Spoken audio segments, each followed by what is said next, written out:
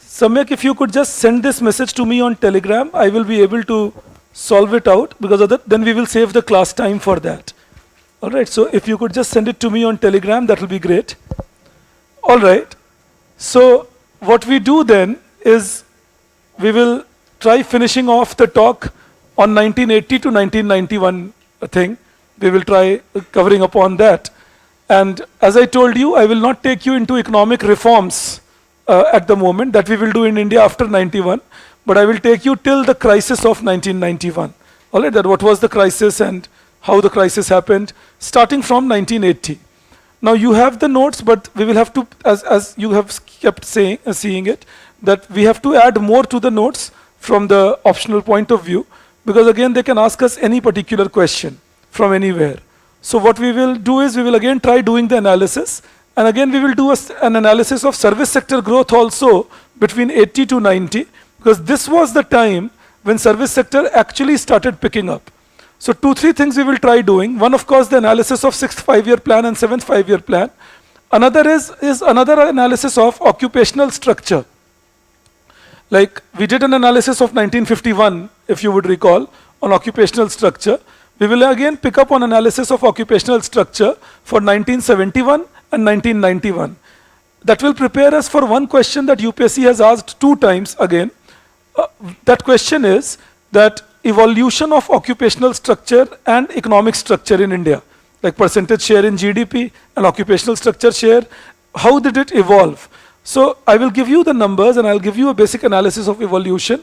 Along with that, you will obviously get to know, with all the story I have told you till now, I'm expecting you know what all was happening, so you can always put it in analysis. Like what I'm trying to tell you right now, मैं बताना क्या चाहता हूँ, that always think on things laterally.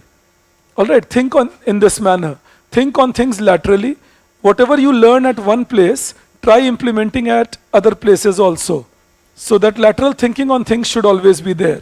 Do not, fold out of it. So if you have read something when I'm teaching you India between 66 and 80, and if you're discussing occupational structure development or you're discussing economic structure development, then you can use that also while writing your answer. All right, so it's not that your answers are compartmentalized. In one line, don't think in silos. Silos का मतलब होता है एक जगह पे compartmentalize करके सोचे. वो मत करना, laterally सोचोगे. अब मैंने 2 शब्द यूज किए थे कल, मैं उनको क्लैरिफाई कर देता हूँ कल और परसों में. One is when I use the term rent seeking, the thinking is simple.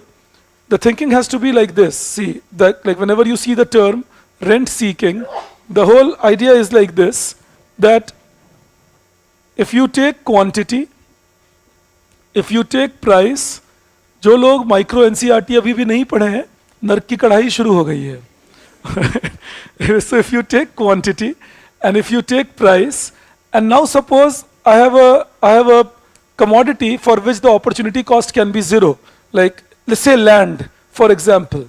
So say for a second the supply curve is like this.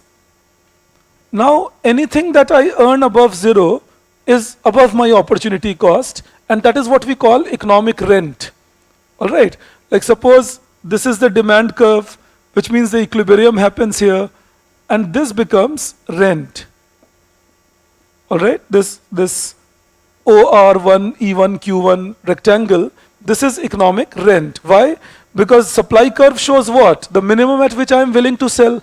Now what is the minimum at which I am willing to sell? 0 rupees, isn't it? And my minimum that I am willing to sell represents my opportunity cost.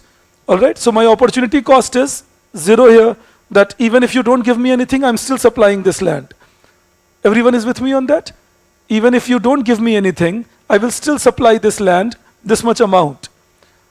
Now, due to the market situation, I'm making this much money on land, and I'm selling this much amount, which means I make this much money per unit, and these many units I sell, so this much extra money I make above my opportunity cost. This is the extra money I make above my opportunity cost. All right, so when we talk about it, that is the basic idea of what is called an economic rent. All right, that is the basic idea of what is called an economic rent. Everything settled there? All right. आ जाओ. Okay. अभी अरे मैं देखो हटूंगा फिर उधर से भी समझाऊंगा. Don't worry at all. Alright. लेकिन एक बार बस क्लैरिटी दे देता हूँ फिर हट जाऊंगा. Don't worry. ऑलराइट. है बस ऊपर से इतना विशाल शरीर इसके आगे अभी हट कर बताता हूँ तुम्हें.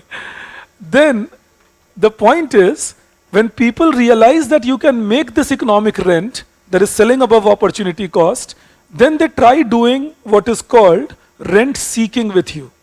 When people realize that you can take up this economic rent, then they try doing what is called rent seeking. So again I repeat, this is the minimum opportunity cost. That is why your supply curve is like this, that the minimum you are willing to sell at is 0, so that your opportunity cost is 0. All right. Then the market is such where this is the supply curve, this is the demand curve, and you get your equilibrium here. So the market is offering you a price R1. Now if your market is offering you a price R1, that means per unit you are making OR1 and quantity you are selling is OQ1, which means this much money you are making. What is the minimum you were willing to take? 0. And what is the extra you are making? Whatever you get above 0. The minimum you were willing to take is 0. And the extra money you get is whatever you were willing to get above 0. This becomes your economic rent. Suppose now, I know that if you get a license, you will be able to make this economic rent. अगर तुम्हें license मिल गया, तो तुम ये rent earn कर सकते हो. Alright, if I know that if you get this license, you will be able to make economic rent. What I can start demanding, illegally of course, a bribe, but what I can start demanding is, how about paying me this much? And I will say that you are still left with this much, and this, whether you will get even this much, is in my hands. आपको ये rent मिलेगा या नहीं, ये तो मेरे हाथ में है. मैं license दूंगा तो ही मिलेगा. So I tell you that if you want the license, then it's okay. You take the license, and I know that you will get this much money after getting license. So how about giving me this much money? And therefore, this is called rent seeking. It's illegal. It's for bribery. It's illegal. I repeat again, rent seeking is not legal. It's not that you can ask for it. But this is the basic idea of rent seeking, that I am getting extra beyond what I was expecting to get, and whatever I am getting beyond, the government officer can find that this is because in my hands that I can let this person get it, and that then can lead to rent seeking. I can believe this clarifies it for you? Yes. No, minimum, when your supply curve is this, supply curve is already inclusive of cost. Yes, say I believe that my opportunity cost is 0, I have no other alternative. Alright, that ways. Alright, so this was one term that I had used that I thought that I will clarify it to you in today's class. Now, there will be, and again I repeat, now there was a term that I saw on the group, one of you were asking, administered price mechanism and all. So, in case you are online, just replay that much part of the video again, because whenever I use a term, I always define it. This is a habit I have. This habit lands me in soup also sometimes, क्योंकि अब मेरे normal बोलचाल की भाषा में आ गया है, तो मैं कभी-कभी लोगों से कुछ बोल रहा होता हूँ, फिर उसे define करने लगता हूँ, फिर मुझे realize होता है मैं class में नहीं हूँ. So I always define it. So if you would recall, I told you that administered price mechanism is when the government fixes the price in the market. That's it. So why will the government fix the price in the market? When the government believes that the price can be overcharged, or the government believes that the market is not yet well established, so government says, okay, we won't let you charge the price according to the market force, we will let you charge price as we determine it to be. That is administered price mechanism.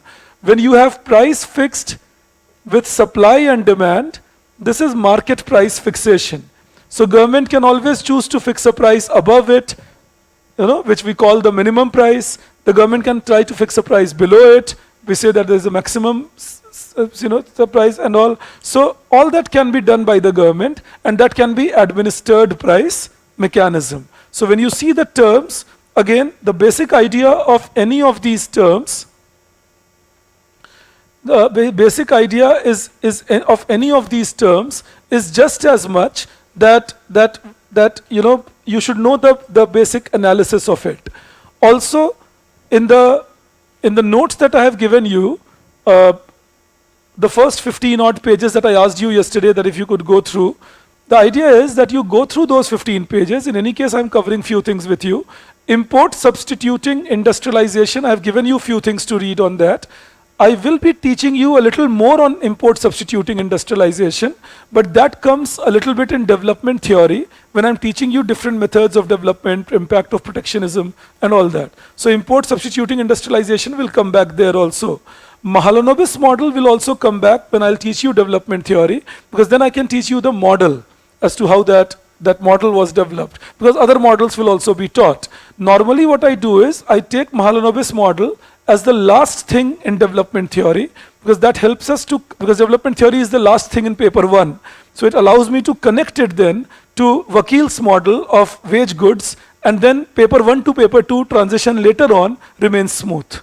That is what I do. That you won't have a hiccup that, oh, suddenly now we jumped from one place to another. So I finish Mahalanobis model, and then I begin with Vakil Brahmanand's model of wage good model, which was kind of a criticism to Mahalanobis model. So that way the continuity is maintained, and you will be able to transition easily and understand things. So I will be doing it over there. Now see, when we talk about the development that took place between 1981 to 1991, I will talk about employment and all, Pranav, if you could just wait on this a little bit. And all those of you who have not yet joined the Telegram group, please join the Telegram group. All those who have not joined the Telegram group, I'm talking mainly to online and offline, all of you. I hope all of you know that there is a Telegram group that exists for you. So if you have not joined the Telegram group, please join the Telegram group. Check your mail, you will have a point over there. Otherwise, send me your message and I will include you in the Telegram group, or you can send it to Sandeep sir also, and he can include you in the Telegram group. But please do join the Telegram group, because I believe that now most of us are there. So I will start sharing the articles, etc. with you. Again, some part of those articles you may not immediately understand. Don't get bothered by that. Over the period, you will be understanding things. All right, so don't get bothered by that at all. Let's see this then. When we talk about India between 1980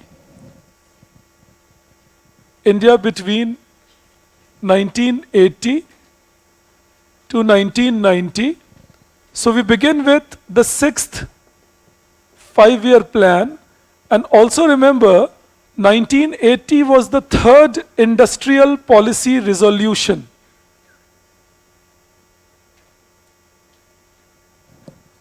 You know, 1980, we had the 3rd industrial policy resolution.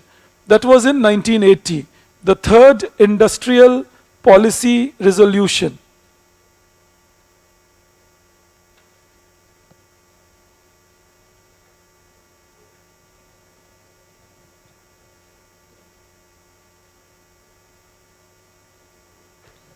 And remember one more thing, the data in your notes is with respect to GDP at factor cost. So at times it can differ from data that I give you in the class. You can choose either, but preferably if you can keep the class trends in the mind, that will be better. The examiner won't mark you incorrect for any data, but if you can keep the class discussions in the mind, that will be better, because it's market price and we have shifted to market price and the new series works better for us. Now see, when we talk about 1980 to 90, the 6th 5-year plan was coming after a lot of upheaval in 1970s, disturbances in 1970s, huge upheaval is what we saw in the 4th and 5th 5-year plan. And thankfully Mrs. Gandhi was wiser.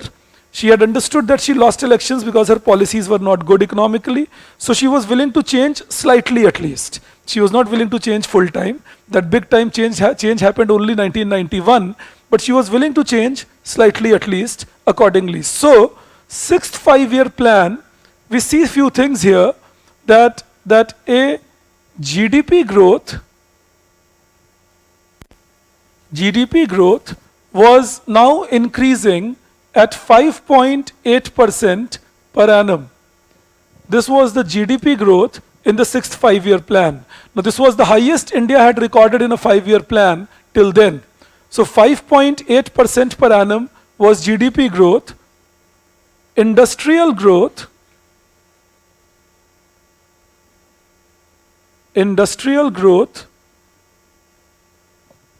was at 7.5% per annum.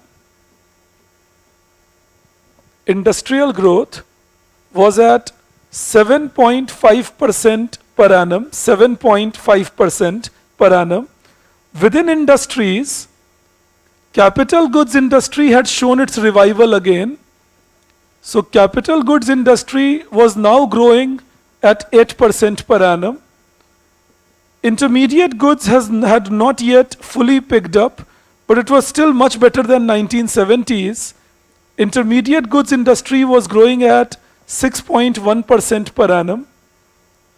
And there was good enough growth recorded in consumer goods industry, which were now showing a growth of 9% to 10% per annum. And in consumer goods industry, the fast-moving consumer goods and consumer durables, these two were the major segments of growth. Fast-moving consumer goods are things like detergent and say a tomato ketchup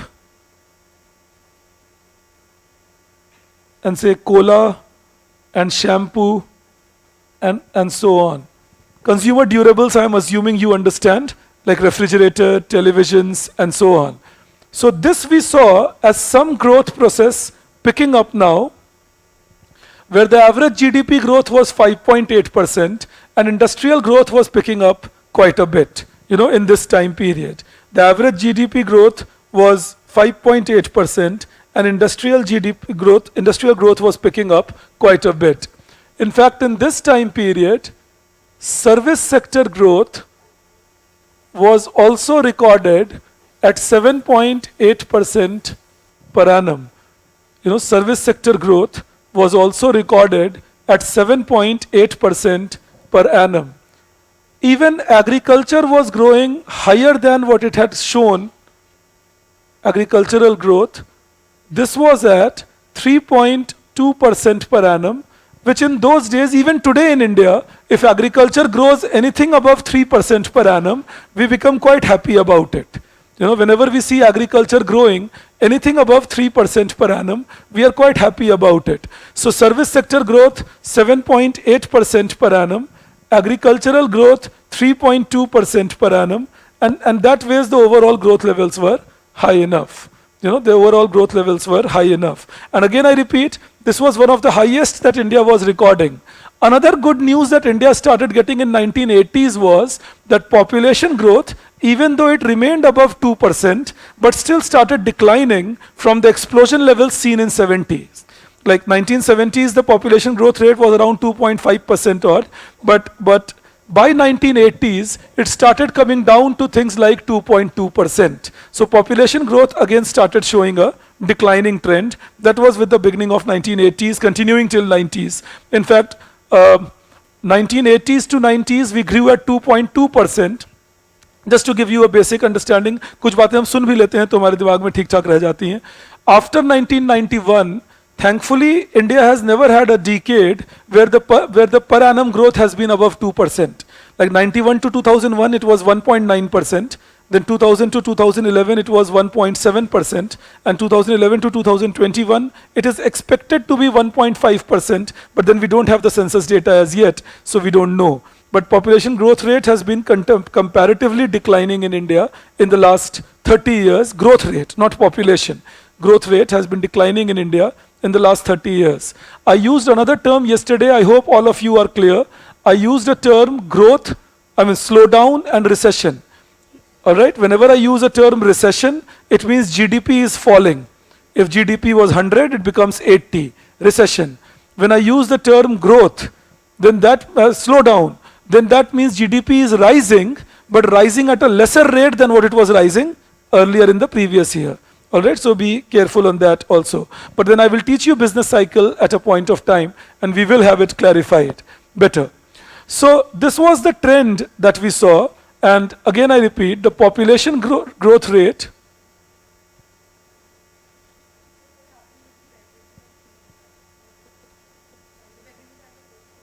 Well, perfumes are not found in records anymore, but beverages kept showing increase. Beverages kept showing increase. Perfumes are not seen much in news after that.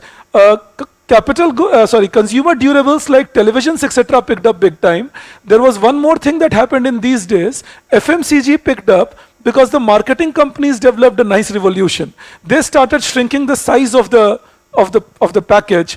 So they knew that a lot of India lives in rural areas, and a lot of India wants these commodities, but does not have a chunk money to pay for it, like 100 rupees shampoo bottle or 100 rupees coffee bottle. So what they did is they converted them into 1 rupee sachets.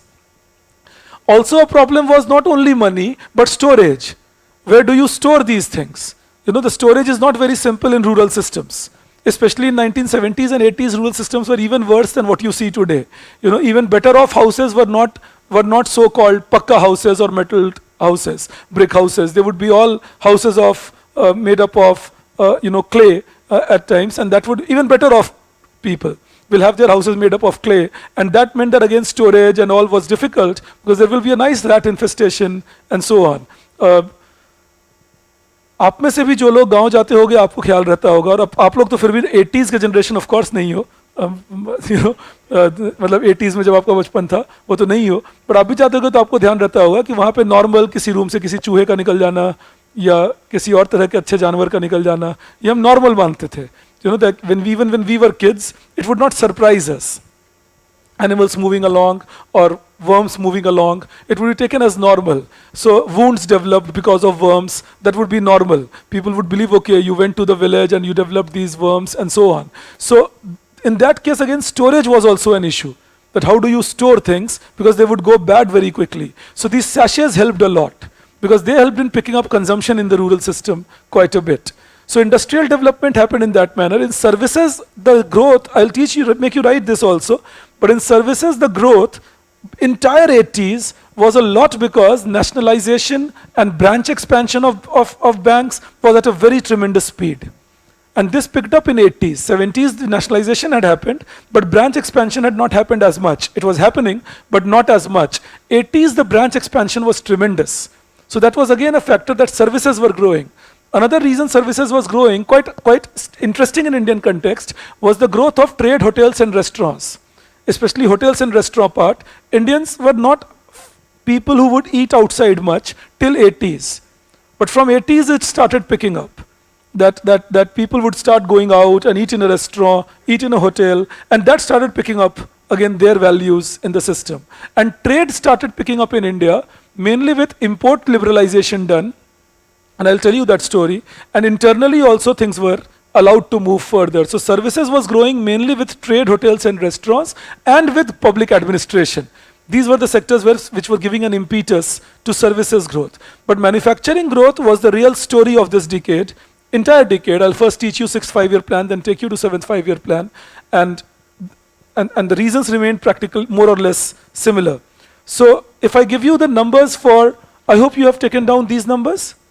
So if I give you the numbers for 7th 5-year plan, and then we can do the analysis, analysis together. Okay, I have a question from one of your friends who says why the firms won't complain against a rent-seeking attitude. Where would the firms complain? The government was seeking this. That was the problem part. I will teach you backward linkages and all separately. All these questions, credit to GDP ratio, backward linkages, send me on the personal message part. All right, it will help me and you, both of us, in the class. Otherwise, we will digress. मैं जानता हूँ आप लोग जो online हो, majority cases में अकेले बैठे रहते हो, तो दिमाग घूमता है इधर उधर. तो ये भी कुछ देख ही लें थोड़ा सा, But remain here per se, because I didn't use the word backward linkages, so don't go that side. All right. Now, when we see this here, I can get rid of this. That's okay. When we talk about the 7th 5-year plan, because the analysis is together for 6th and 7th 5-year plan.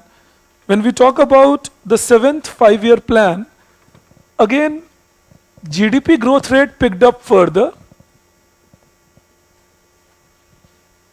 GDP growth rate was around 6.2% per annum. And this was showing the resilience of Indian economy now. The resilience in the sense that GDP growth rate was 6.2% even though we had a bad drought in 86-87. So there was a bad drought we experienced, but it did not deter our GDP growth. So GDP growth remained high in spite of that. Now this is quite in contrast to what used to happen in India in 50s and 60s. If there was a bad drought in those days, GDP growth rate will suffer. Alright, so now there was a drought, but GDP growth was still not suffering in spite of the drought. So that showed some resilience. ये resilience word आप पढ़ते होगे बार बार. इसका meaning क्या होता है? It shows your power to sustain even in case of adversity. Alright, that is your resilience. Your power to sustain even in case of adversity. Say a boring lecture and heavy food in the stomach, that will test your resilience not to sleep. So that is the idea of it. So when you talk about resilience, resilience means the power to sustain. That is the idea, in spite of an adverse situation. Like today the world is facing adverse situation. Every economy's growth is going down. Many economies with negative growth rate.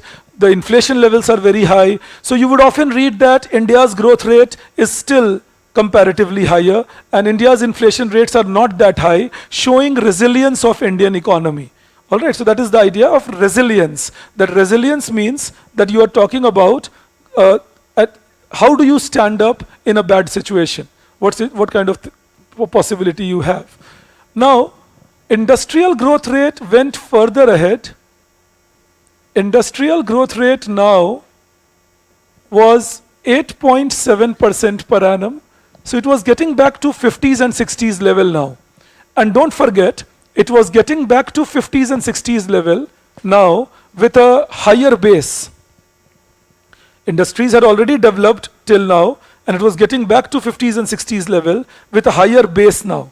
So that was the benefit we saw in industrial growth, development.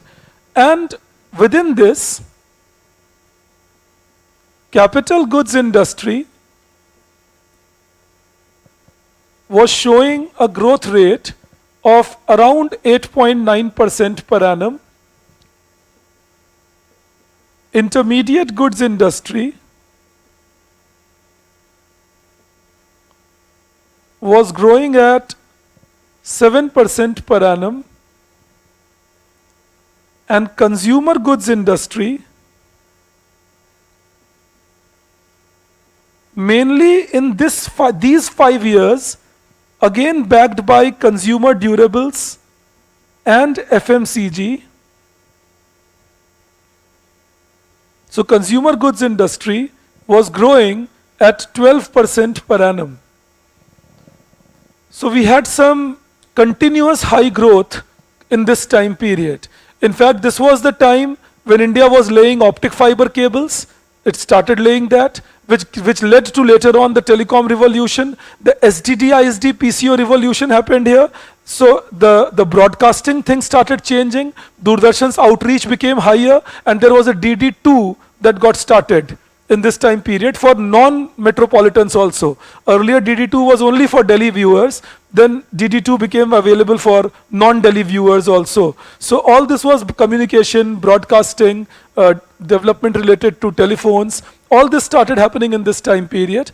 Along with that, banking growth continued, and government started bringing certain changes in stock market system. It allowed more brokerage and more brokers to participate. So that is why Bombay Stock Exchange started picking up in the late 80s. Of course, later on then with the pickup, Harshad Mehta scam happened, but in the late 80s, it started picking up beyond where it was earlier. So that is the service sector growth. And services growth in this time period has also been recorded at around 8%. Like there are different estimates because in those days government would not present us with a consistent estimate. So the different estimates suggested anything between 8% to 8.5%. All right. And agricultural growth had also picked up agricultural growth, this was now at 3.9%, all per annum. Like when I'm writing percent, please take it as per annum, unless I don't mention it otherwise. All right, so all per annum.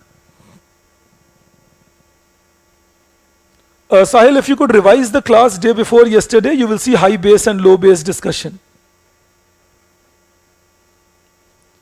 Now see, 5.8% per annum was sixth 5-year plan. 6.2% per annum is the seventh 5-year plan. Because तुम्हें पक्का नींद आ रही है, समझ गया मैं. All right. Okay, let's see this. So when we talk about the things up, we are saying here, please keep this in mind, we are saying here that now we have an overview of the data as to how things were changing. If they ask us between 80 to 90, we do an analysis and population growth remained the same, around 2.2 to 2.3%. Now think, just before I start analyzing this period for you. So first thing here, if you see, now India's per capita income in this time period was growing approximately at 3.5 to 4%. That is what started happening. So a per capita income which had an average of 1.3% till now, and a per capita income growth which was below 1% in 70 to 80, it was quite a nice increase to see the per capita income rising above 3% for 10 years now. Now what were the reasons? And we go into that analysis as to how it happened. So again, we will leave agricultural growth for the time being, because that we will discuss when I teach you agricultural trends, but we will get into industrial growth analysis and service growth analysis and per capita income growth analysis. So you write below that, reasons for revival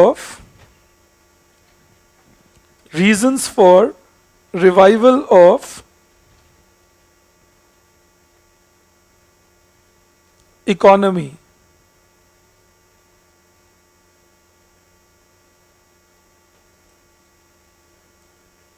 And you write within that one high industrial growth,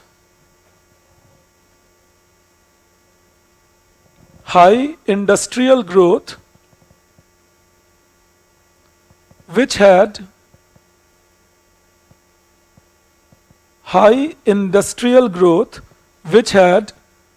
come back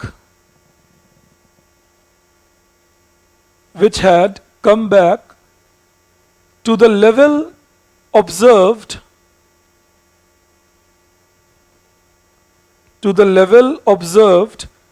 in the first 3 5-year plans.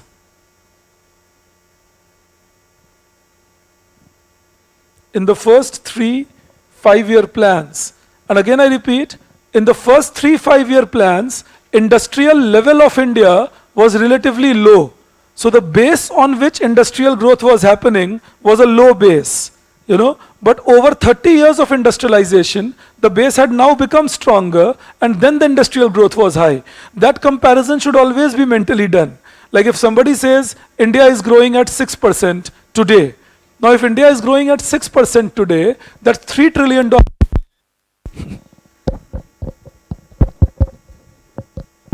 Yeah, I hope I'm audible.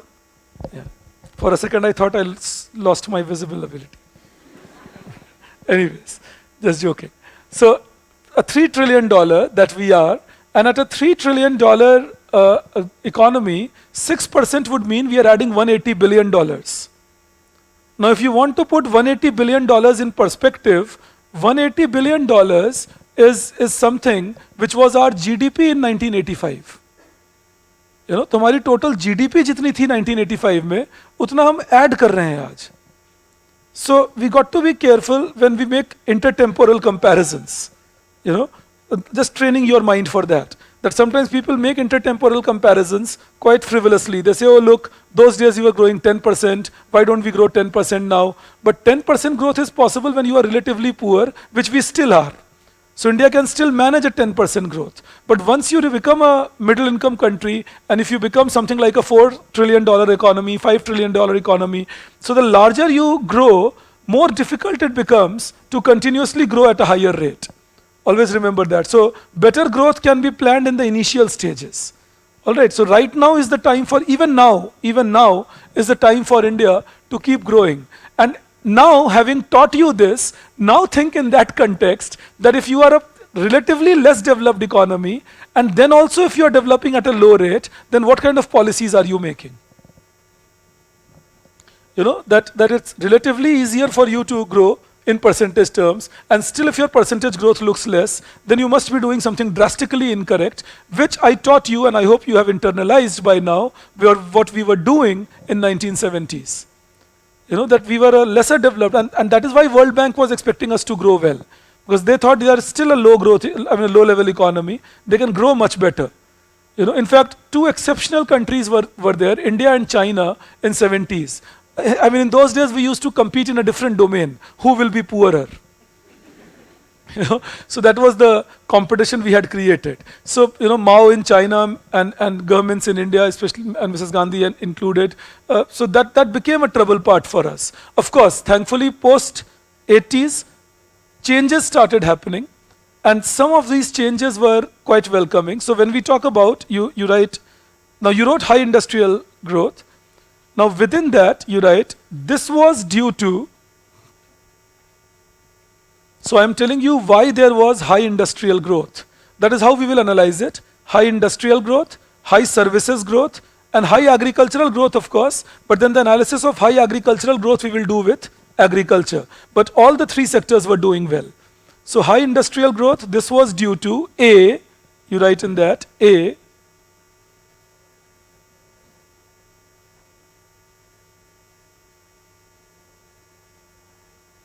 the government brought in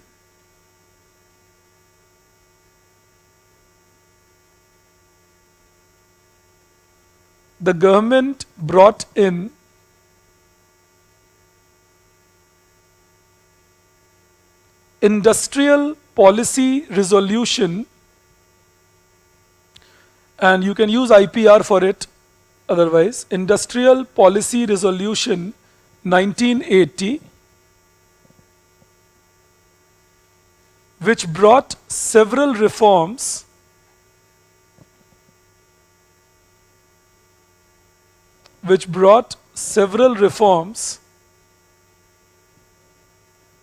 in industrial structure of India.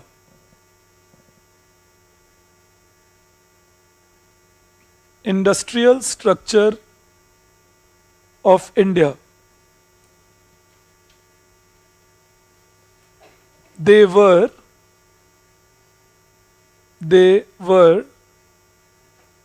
now I'm making you write around 3 points as to how government was changing the industrial structure of India, how it was liberalizing Indian industries a little bit. All right. Again, it was not a liberalization of 90s, of course, but it was liberalization better than what the industries were facing before that. All right. So there were 2-3 things that they did in industrial policy resolution that allowed for certain liberalization for industries. So within that, you write 1 or A. So this is the first point within the first point. I hope you can understand that. All right. So you write, the government increased the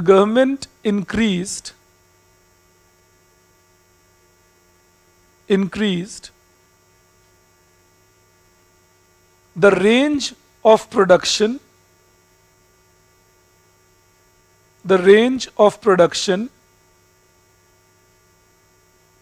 permitted for industries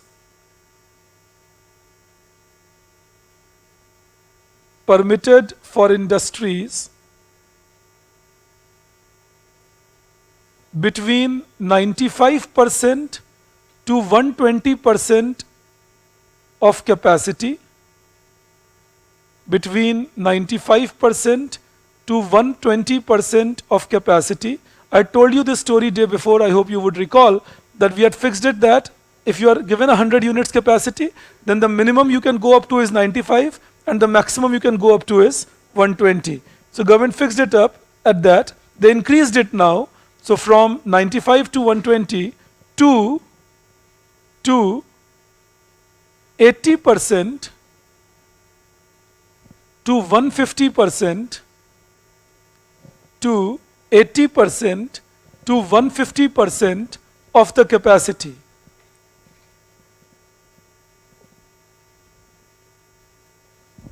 %80 to 150% of the capacity.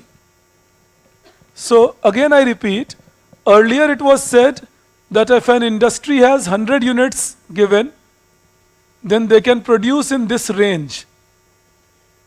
They cannot go below 95 and they cannot go above 120. And that kept the industries very constrained. They always had to live in that 95 to 120 zone. Now the government said, okay, we'll give you more flexibility to manage your business cycle and inventory cycles. And the government said, okay, you can produce anything between 80 to 150 if you are given a license for 100 units. So in that case, it allowed more flexibility to industries to set up capacity, mind you. And that is the important point to understand. अगर समझना आप मेरी इस बात को, I hope I can reach out to you on this. If you are permitted to produce a maximum capacity of 120, then the government would inspect your production units.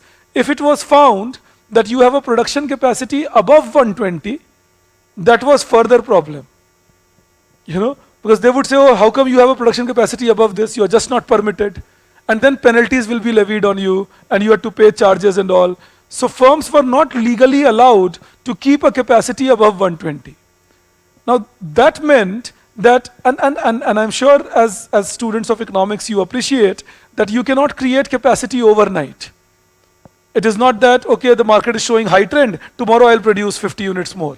Especially for heavy engineering, heavy electricals, basic industries, and so on. You can't do that. For maybe some consumer goods like food and all, you just might expand it quickly. But still there is a fixed cost to be incurred. So sudden demand increase could not be managed by companies. And in many cases, the corruption would come in. So government officers will come to inspect, and higher amount will be created, and they won't report because they will be bribed. You know, that is what the Indian Express had brought up as a scoop about Reliance Industries. You know, that was in 1981. Dhirubhai had to face an inquiry committee also. That, you know, in Reliance Industry, they were running a polyester industry, and imagine they were given a permission. Suppose if they are given a permission of 100 units, you know how much extra they were producing. They had created a capacity of 650 units. I mean, the permission was up to 20%, and these guys had increased it by 550%. You know, and they were blatantly, you know, pumping in things, doing things, and no report was done regarding that. And Indian Express reporter, one of them, he went to Reliance Industries, took pictures, took an interview of one of the person, and that person did not know that he is talking to a reporter. So the reporter said, I'm planning to write a biography on Dhirubhai. And then the person giving the interview boasted, oh, we are producing this much, nobody knows. And you know, and then this fellow reported in the Indian Express. It was a big scoop in Indian Express, that Indian Express reported it, that Reliance is doing it, you know, openly, and nobody is stopping them. So it became a big issue. But remember, Reliance issue became an issue, but there were many, it was a normal practice in India. अब देखना, कुछ common लोग हम लोग हैं, जैसे हमारे में भी बहुत लोगों को आप देखोगे ये प्रैक्टिस करते हैं. Many people in our system do it. For example, if the government has allowed to make 2 floors, people make the 3rd one. And then if government allows 3 floors, people make the 4th one. तो यही तो धीरू भाई भी कर रहे थे. You know? So this is what happens, that people would assume that the government will allow it later on. So let's do it across, or we will get it allowed, or we will pay a bribe and get away with it.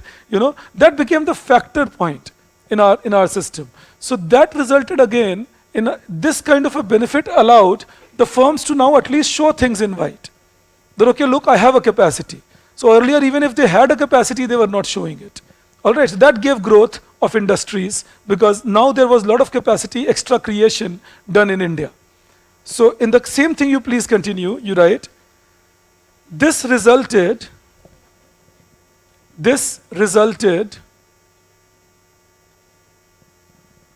in higher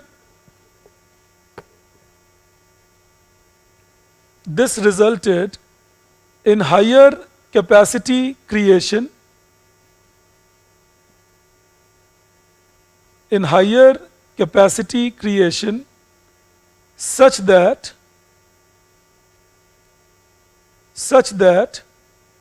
the firms were now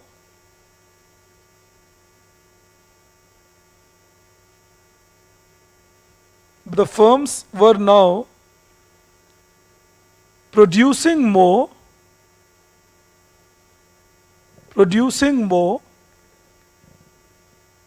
and supplying it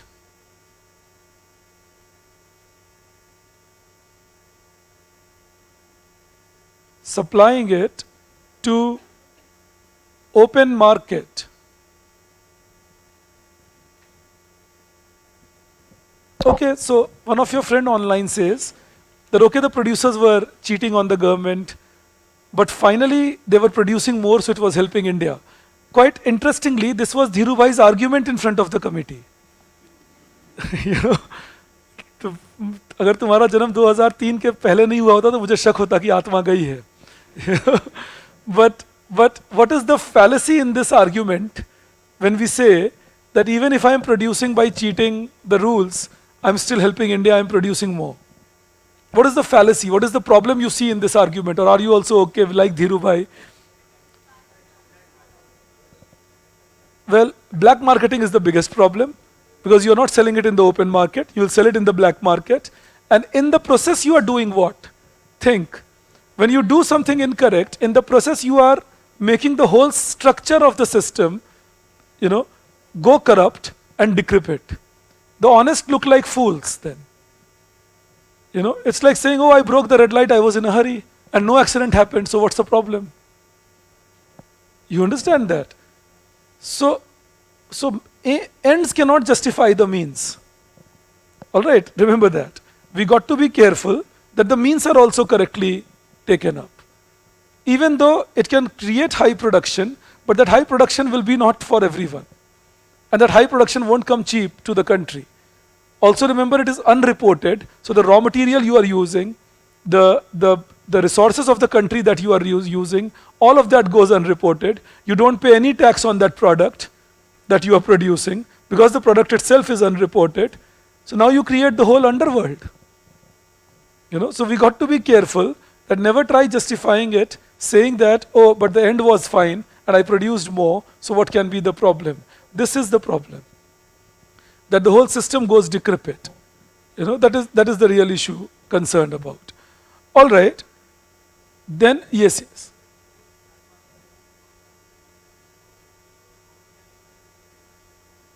Yeah, that's a valid question. No doubt about it. But these data were on the basis of consistently what was happening in India.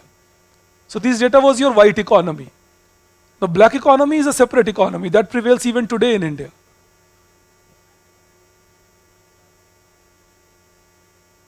No, actual growth cannot be the black economy growth. Black economy is not an economic activity itself, isn't it? So we cannot say that, oh, my black, like just मजाक में बोल रहा हूँ कि कोई ये नहीं कह सकते कि मैं बड़ी मेहनत करके डकैती डाल के आया हूँ और अब मेरी इनकम बढ़ा दो. Actual growth can't be that. Actual growth, understand this, growth doesn't mean only output rising. Go back to the idea of circular flow in the economy. So a circular flow outside the normal circular flow is what you call a parallel economy. So always remember that these things were not entering the circular flow of the market. Were they?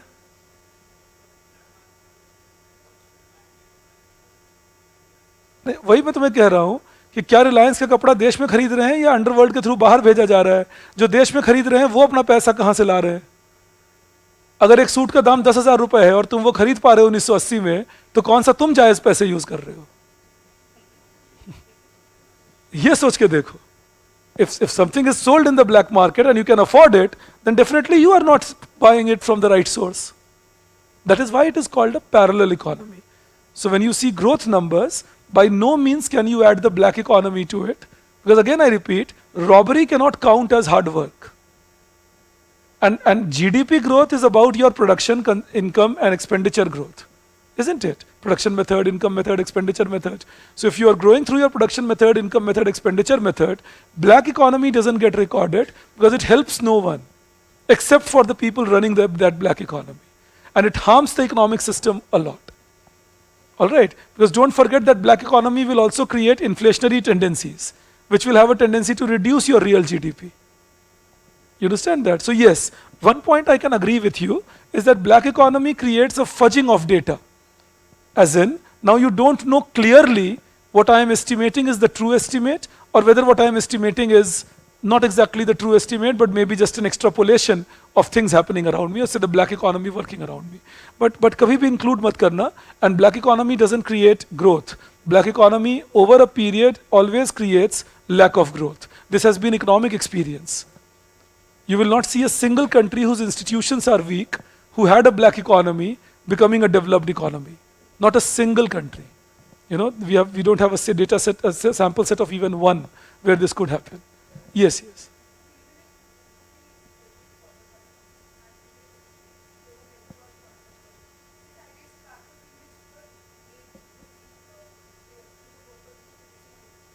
But that is the point, that the factor payments made to the workers would be made under the wage laws of the day and will be given under the wage ceilings of the day. You see that? So if you give anybody anything above that, even that has to be given in black. Please understand this. That is why it is called a parallel economy. It creates its own ecosystem. And that ecosystem can interfere with the white economy. I'm not at all saying that you can have a dichotomy, that if you have a black here and a white here and the two don't mix. You always have an interspersion, but that economy that you get created by black system is not something that is helping your economic system in any particular way, at least over a period of time. Rather, again, I will repeat, it worsens your institutions, it increases your inflation, it reduces efficiency in the market, because the inefficient ones can sell it more easily with the black market functioning. So all that is not good for the system as a whole. You know, so never think about finding the benefits in the black economy. Even though in 70s and 80s, even now, some people used to say bribery is not a problem, it is a lubricant used for making the economy move faster. So people who are corrupt can try justifying it. My suggestion to you is don't buy those justifications. All right? Because corrupt people won't accept they are corrupt, no? अब देखना कभी कभी कोई लोग police में है या administration में है, करप्शन करके बोलते हैं नहीं नहीं, मैंने तो वो पैसे लिए जिससे किसी का नुकसान नहीं हुआ. ऐसा होगा ही नहीं कि आप पैसे लोगे तो किसी का नुकसान नहीं होगा. You know, if I take money for doing something, I'm definitely making somebody go at loss. If you're leaving me after doing something wrong by taking money from me, if nothing else, you're incentivizing me to do it. Imagine, and please understand, since this topic has come up, I'll quickly use this to explain it to you. Say you are a 15-year-old driving your scooter, all in fun, full merry, good speed, and suddenly you are stopped by a police constable. Now you are badly scared. My God, constable has stopped me. What will this fellow do to me? Police has caught me. What do I do? Then you start negotiating. The fellow lectures you, tells you things, and finally say it settles down at 20, 30 or 50 rupees. Next time, when you will go in front of that constable, you will be going without helmet, driving even better, and even do a bye-bye to him. Because you know that this fellow can be bought. That is what a corrupt system becomes. Because then you make people go corrupt with impunity. They don't even mind it. Please understand that. You know, they say that not a problem. There is no concern of it. There is no issue about it. Let's go corrupt and nothing will stop us. And that is why you will see people in India blatantly corrupt. Because they know I can do corruption and get away with it. बिना ticket train में चढ़ते हैं हम जानते हैं हम TT को कुछ पैसा दे देंगे. क्यों? क्योंकि हमें पता है वो ले लेगा. Please understand that. लेकिन जो जेन्युइनली वेट कर रहे थे अपने टिकट के लिए, उनको वेटिंग लिस्ट वेट करना पड़ा और वो नहीं जा पाए. That system which promotes the corrupt and punishes the honest is not a system that lasts longer. So always keep that in mind. All right? Yes, yes.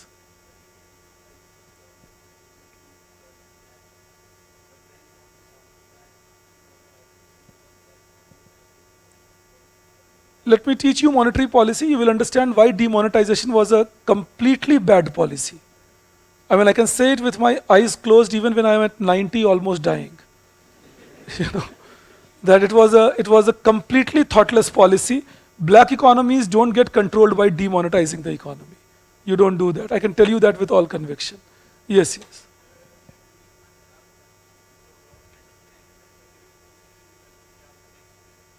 वो एक और गलत पॉलिसी थी, क्योंकि इससे इंसेंटिवाइज होता है ब्लैक इकोनॉमी और, पर यह सरकार का हार मानना है।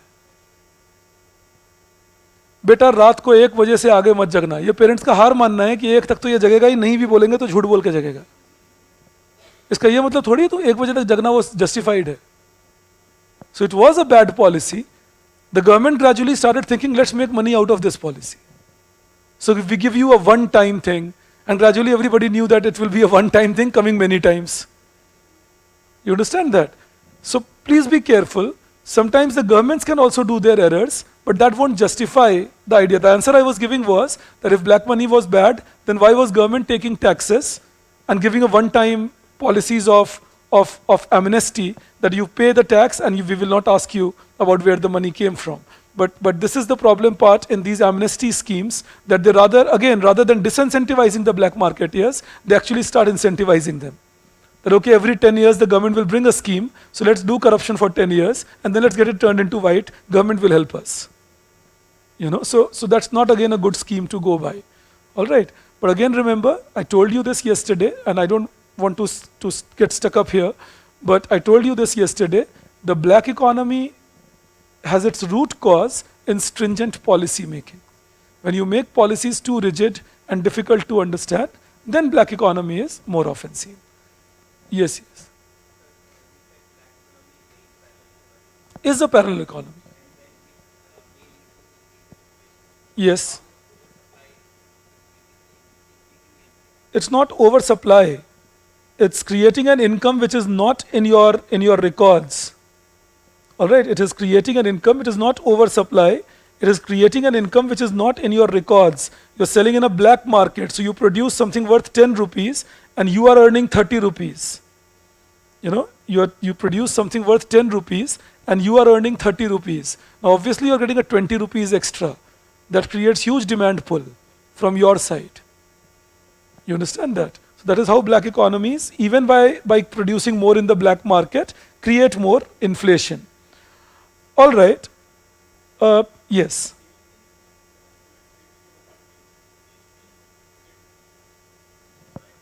Rigid? Still 80, 150 also. Okay, let's build upon this then. You write the second point here. एक सेकेंड पॉइंट, हाँ, मतलब मैं बात कर रहा हूँ इंडस्ट्रियल पॉलिसी रेजोल्यूशन, अब बात कर रहा हूँ इंडस्ट्रियल पॉलिसी रेजोल्यूशन में पहला पॉइंट, अब दूसरा point. Alright, I talked to you about Industrial Policy Resolution 80. First point was about increasing the capacity. Now the second point.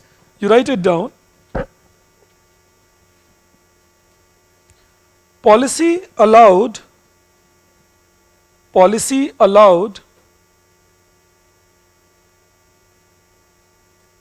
the firms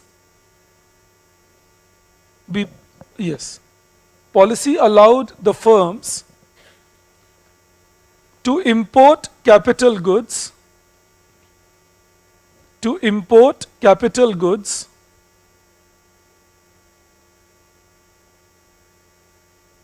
with very less restriction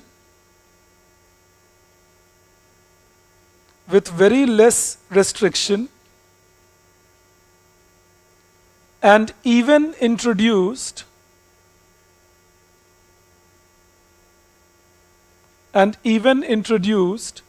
a scheme called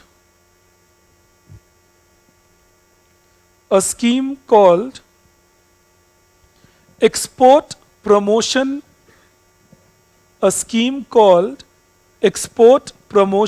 capital goods scheme, EPCG as it is called, export promotion capital goods scheme, under which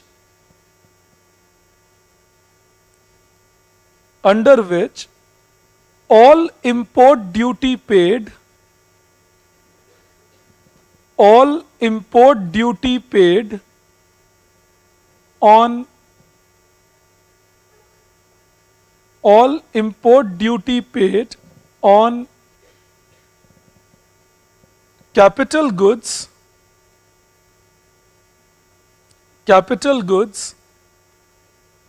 which were used, I am repeating myself, all import duty paid on capital goods which were used for the purpose of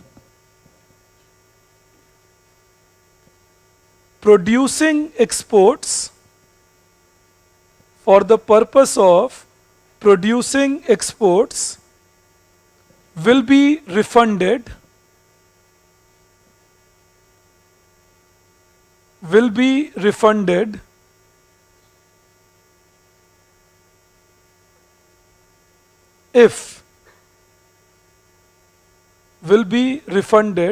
if the export invoice,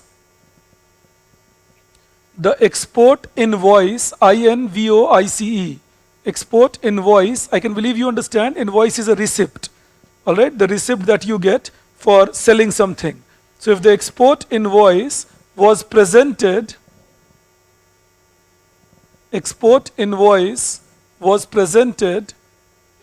to Ministry of Finance, export invoice was presented to Ministry of Finance. So understand this, the rule became that earlier the firms were not allowed to import capital goods.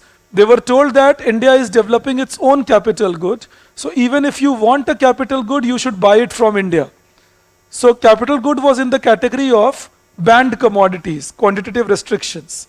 In 1980s, the government said that this was becoming prohibitive because India did not have all sorts of machines, so they needed to be imported. So India allowed import of capital goods, plus it also allowed that if you are importing a capital good, we will give you a scheme in it, if you are importing a capital good, a scheme in it that whatever import duty you have paid on capital good will be paid back to you if you can show that you used that commodity or that capital good for producing exportables. It's like I buy a machine today, bring it to the country, I pay 100 rupees tax on that machine, then I produce commodities from that machine, I sell those commodities abroad, I get an export invoice with myself, I present that invoice to the government, and the government says, okay, you can take back your 100 rupees. Do I believe you understand that? Now, of course, this will happen over 2-3 years, but I know that at least some money I will get from the government if I am exporting. So the idea was to use it like an export subsidy.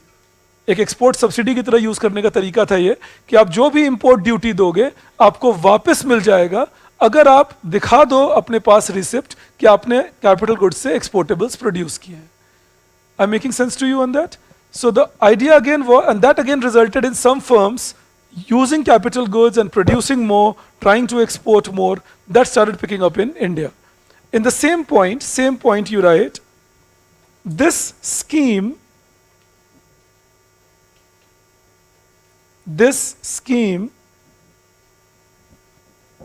became very popular.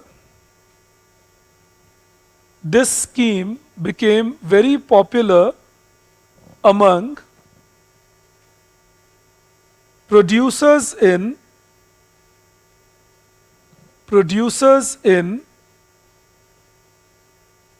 automobile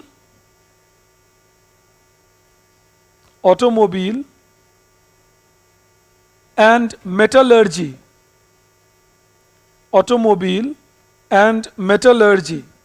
So automobile producers used it a lot. They would import components and try producing, and metallurgy producers would use it a lot, steel, aluminum, and so on. Then you write the third change.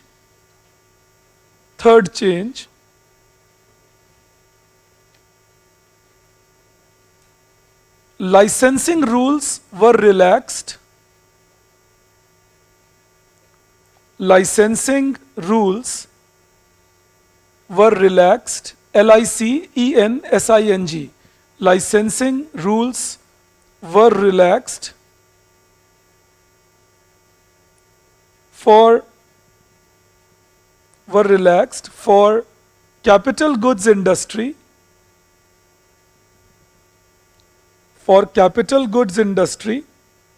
I can believe all of us understand that capital goods are all those goods which are used for further production over a period of time, say more than 1 year. You know, like say a machine, a factory, this board for Next IAS is a capital good, all right, that kind of a thing. These speakers in this room are a capital good, and so on. All right, so in the same thing, you write capital goods industry, so that more investment could be promoted. More investment could be promoted.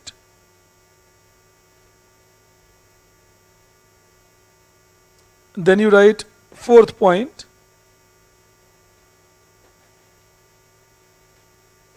Restrictions on investment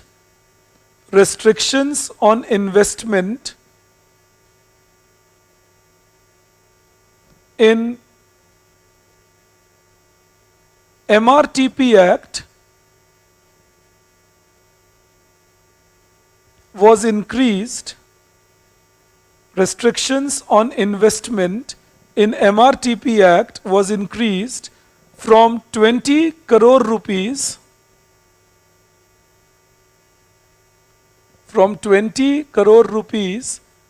to 100 crore rupees. 20 crore rupees to 100 crore rupees. I'll tell you what it means, even though I have not taught you MRTP Act, so I will not go into details. But remember this, in the MRTP Act it was said that if you are earning up to 20 crore rupees, if you are investing more than 20 crore rupees, then you will be called a national monopoly and you will have to take permissions from the government for any further investment. And an MRTP commission was created for that. All right, that was if you were investing more than 20 crore rupees. This was in the MRTP Act. Now this rule was made in 1969 and it remained unrevised till 1981. So finally in 1981, the government notified that all right, under MRTP, now you can invest up to 100 crore rupees and we will not restrict you. All right, and I'll tell you something interesting about the bureaucracy in India. 1981 this rule was passed and finally it took us 4 years to implement the rule. 4 साल तक file घूमती रही. Finally in 1985 the file was notified and then the 100 crore limit came up. All right, so but then these reforms were happening, promoting some industrialization. Then you write, so this is under point A, B, C, or point A. Now within industrial growth, the second reason for industrial growth is what I am telling you. Second reason for industrial growth. All right, so the first reason for industrial growth was industrial policy resolution, in which I made you write these points. Now I am telling you the second reason for industrial growth. I hope I am clear on that. I know it becomes a little complex, but that's how it is. So you write in that, second reason for industrial growth, you write,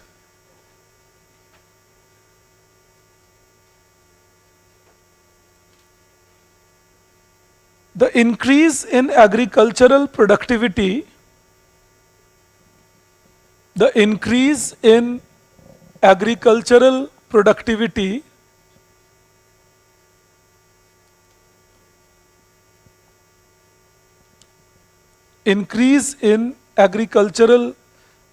sorry, but I just didn't write one thing, so I'm clarifying it to you. This data was from 1985 to 90. I hope you are smart enough to know that. All right, that this was for 7th 5-year plan. The previous data was for 6th 5-year plan. मैंने 2 data लिखे थे, एक 80 to 85 के लिए, ये 85 to 90 के लिए. So since I didn't write it, I'm just clarifying it. That this data is for 7th 5-year plan, 1985 to 1990. अगर by chance आपने भी नहीं लिखा था, तो आप बस इस डेटा के ऊपर लिख लो 7th 5-year plan. In case you didn't write it, you can write it on top of the data. 7th 5-year plan, 85 to 90. All right. Now you please come back to the point I was making you, right? The increase in agricultural productivity with spread of the increase in agricultural productivity with spread of green revolution with spread of green revolution. Green revolution was very high increase in wheat and rice production because of high yielding variety of seeds and modern technology that we were using. And that increased income in the rural areas, increasing purchasing capacity for all. So green revolution, comma, yellow revolution. Now yellow revolution was 1985 onwards. That was yellow revolution. All right, yellow revolution and white revolution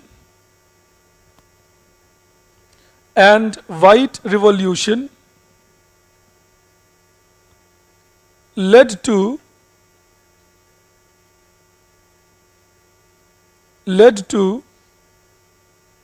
high increase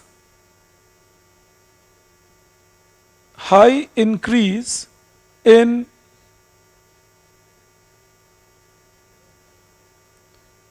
purchasing capacity, high increase in purchasing capacity in rural areas, and therefore increased demand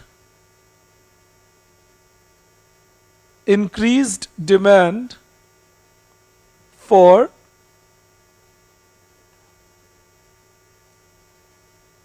industrial commodities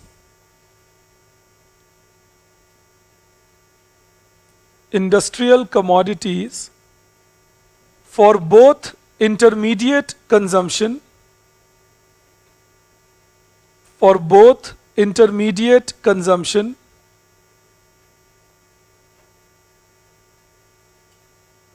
and final consumption.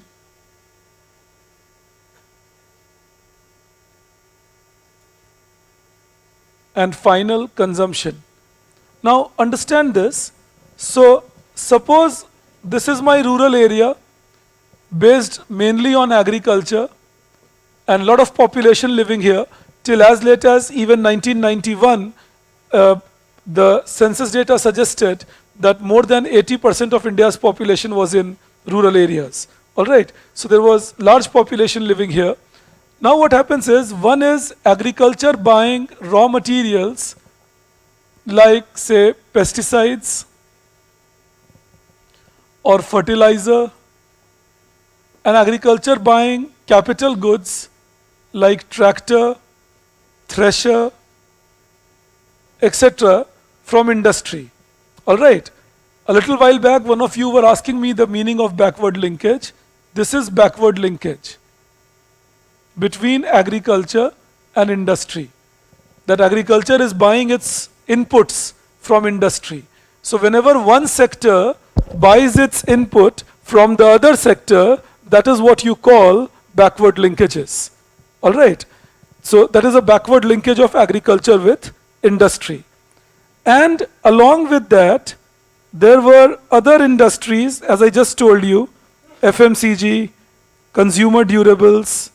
Now with rising income in rural areas, these other industries like FMCG and consumer durables were also able to sell their products, to agriculture.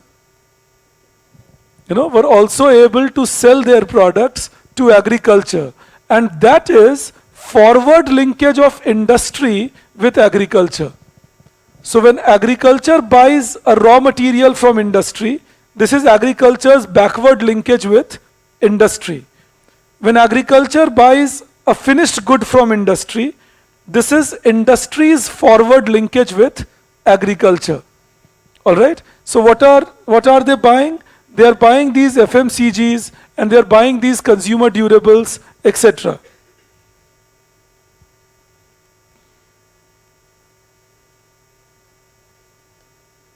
All right. So when you look at this, again I repeat, when you look at this, we look at FMCG.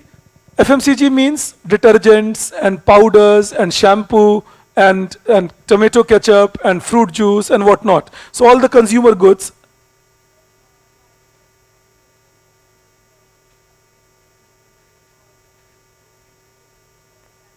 No, it's not agriculture actually, it's the rural areas which will be needing consumer durables, like say a television set and so on. All right, that might be needed. So when I say agriculture, I mean the entire rural system, because the rural system income is coming from agriculture. All right, and that is why I said that this is not a backward linkage for agriculture. I didn't use that language. I said it's a forward linkage for industry. All right. So remember, whenever you use, and do not get too bothered about these things. Backward linkages simply imply when you buy raw material from some particular sector. Forward linkages simply imply when you sell your finished goods to a particular sector. All right, forward linkages would imply that when you sell your finished goods to a particular sector. Now, one question that can come to your mind is that 1986-87 we had a drought. How come we did so well? Because the drought did not become too huge, as we had a surplus of food grain production by then. So 1 year of drought was not creating a problem for us. We had enough in our reserves.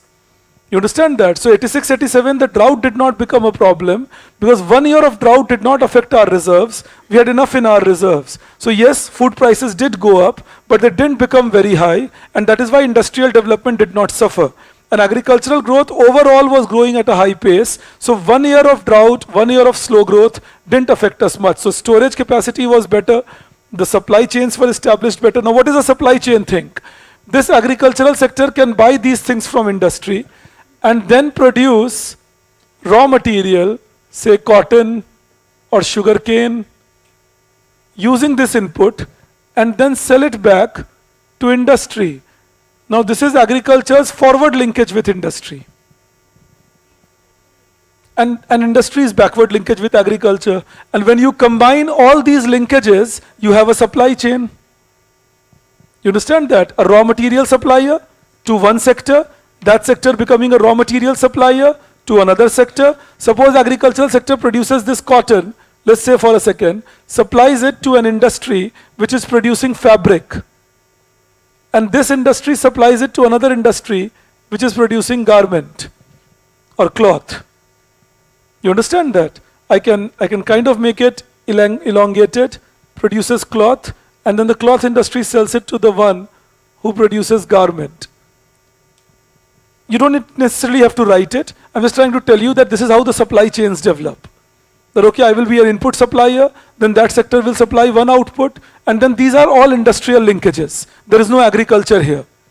These are all industrial linkages. Till here there was an agricultural linkage, that you had an agricultural sector producing a finished good which was bought by the industry. So this becomes a forward linkage of agriculture with industry. A forward linkage of agriculture with industry. And this is a backward linkage of industry with agriculture. Do I believe you understand the idea of a backward linkage and forward linkage? So whenever a sector is buying raw material from another, backward linkage. Whenever a sector is selling its finished good to another, forward linkage. And when you combine all these linkages, you get the supply chain established. If you recall the other day I was telling you that there can be raw material suppliers, one finished good, then stock places, then supplying it to retailer, wholesaler. That is the supply chain activity that happens. I deliberately keep insisting upon explaining supply chain times and again to you, because you keep getting this talk on supply chain in India a lot. So supply chain means nothing but a chain which will connect all input suppliers to users of that input, and then users of that input can produce output which can be used by users of that output, which can be input for somebody else, and the whole chain of road network, storage network, packaging and grading network, measurement network is what you call logistics. Alright? That jo supply chain ka pura networking hota hai, the whole networking of supply chain, roads, railways, electrification, cold storage chain, that is storehouses, warehousing, and then connecting to retailing and wholesaling. That is what you call the logistical expenditure. All right. So that is how it goes. That when you go about a backward linkage, a forward linkage, and that's the supply chain that gets established. Do I believe this can remain a little bit with us? I will come back to it, but I'm just trying to put these things in your mind so that if they're used in the newspapers and all, they make better sense to you. All right, when you are talking on these. So now, agriculture was putting two types of demand on industry. One, the inputs, and the other was it was demanding output of industry, like FMCG and consumer durables. And that pushed industrial growth on the upward trajectory. All right, that both these demands pushed industrial growth on upward trajectory. In the same thing you write, rise in demand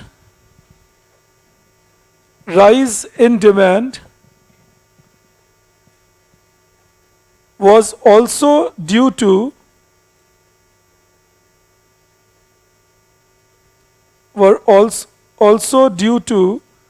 better marketing of the product,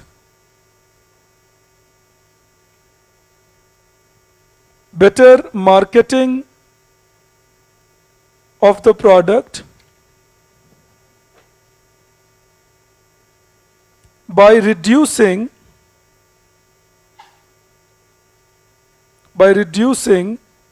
packaging size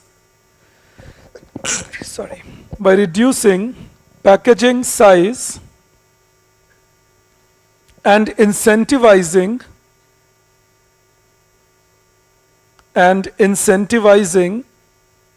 higher demand.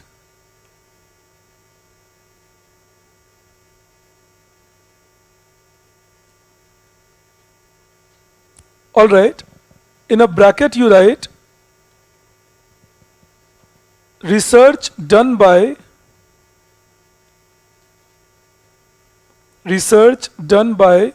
G.S. Bhalla. He was a very prominent agricultural economist of India. So you can quote his name if you are writing this answer in the examination. You can write according to G.S. Bhalla. This was the research. All right, this was what was found. Now see, okay, this question can come to one of yours mind also, that in case, why do we put a ceiling on investment in industry? 120, 150, इससे ज़्यादा क्यों नहीं produce कर सकते? Why there is a ceiling on investment in industry? So that one person doesn't control the market. You don't overproduce, you don't waste resources, plus you don't overproduce and you don't control the market. That is why ceiling on investment was put by the government. And under MRTP Act, the investment restrictions were reduced in 1980. One of you asked me that. Agricultural extension services were even now not very well developed in India. In those days, they were even worse. Yes, you are right, Pritha. All right, let's see this then. Now there was another reason that our industries were doing well. The other reason was India was showing, this was found by Professor R. Nagraj. Some of you would have read his readings also. So Professor R. Nagraj suggested that some growth was also because of, in industry, was also because of high labor productivity. So you take that down as the third reason for high industrial growth. Third reason for high industrial growth.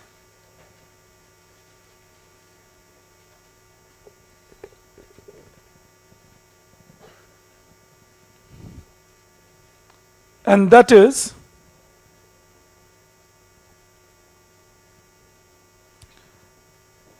according to Professor Nagraj,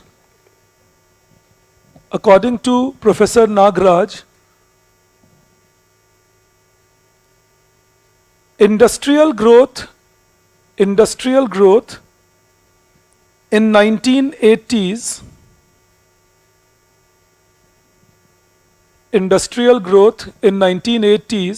could also be attributed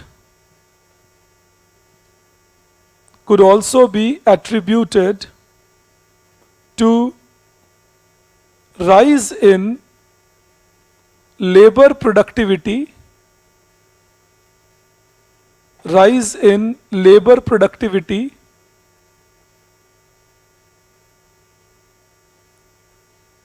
Full stop.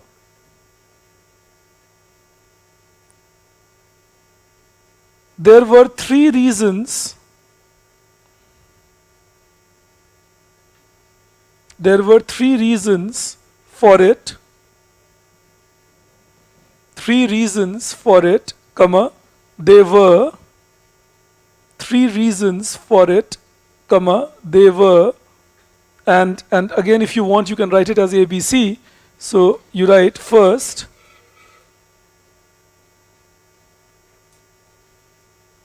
better quality capital, better quality capital was available. You know, with EPCG scheme. And what was EPCG scheme? Export promotion capital goods, that if you import capital goods and you use them to produce exports, then you will get back the import duty that you paid on capital goods. So that started making some better capital goods available in India. Apart from that, even India had established a lot of capacity to produce capital goods now. Let's not forget that throughout the focus was on capital goods by the government. So now the capacity was there. So compared to 60s and 70s, there was more capacity here. So that was one. Second, you write, technology had improved. Technology had improved compared to previous time period.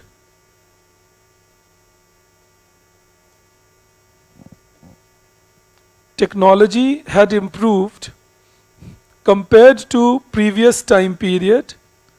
And third point you write, and why would the technology improve, or how would the technology improve? Technology improved because better imported capital goods were teaching us that, but more importantly, we had better R&D facilities in India. Now, of course, better is only a relative term. So do not come up with a question that, sir, but we have read it was very poor. It is still not very developed, but better in the sense compared to 50s and 60s or 70s. So over the period, the improvements happened, and there was better R&D facilities, and there was more industrial research. In fact, DRDO would do some research, the Defense Research Development Organization, and some of those researches would be very good for industries, like sprinklers in agriculture. वो जो sprinkler irrigation आया India में वो DRDO के research से आया.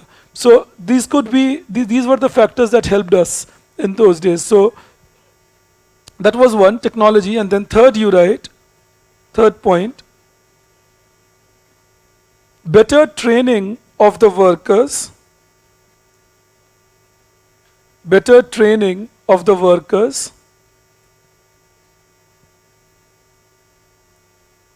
with establishment of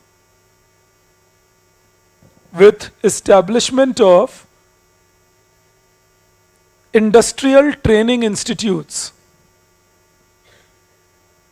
Establishment of industrial training institutes. ITIs, in those days they were called Polytechnic. All right, 1970s, 80s, the famous name was Polytechnic. Later on, the name was changed to Industrial Training Institute. All right, I'll tell you why I named them. We had the IITs and the IIMs and the universities, but the real change came about when common people of India started getting accessibility to small amount of training in mechanical or in electronic or in another engineering fields. So of course they were not engineers, but then there were people who could work a little bit with machines, and that meant when factory expansion took place, they started getting better resolve. All right, so this is what led to comparatively higher growth of industries in India due to high labor productivity. And then you write one more. This is the fourth point of high industrial growth in India. The government reduced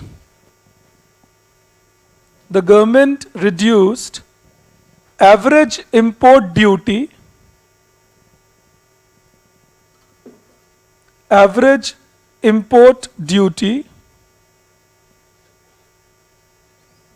from 400%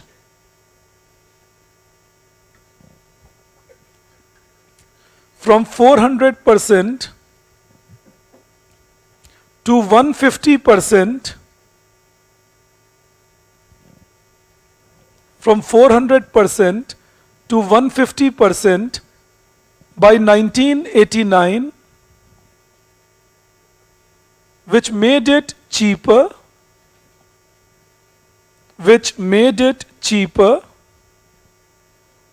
to import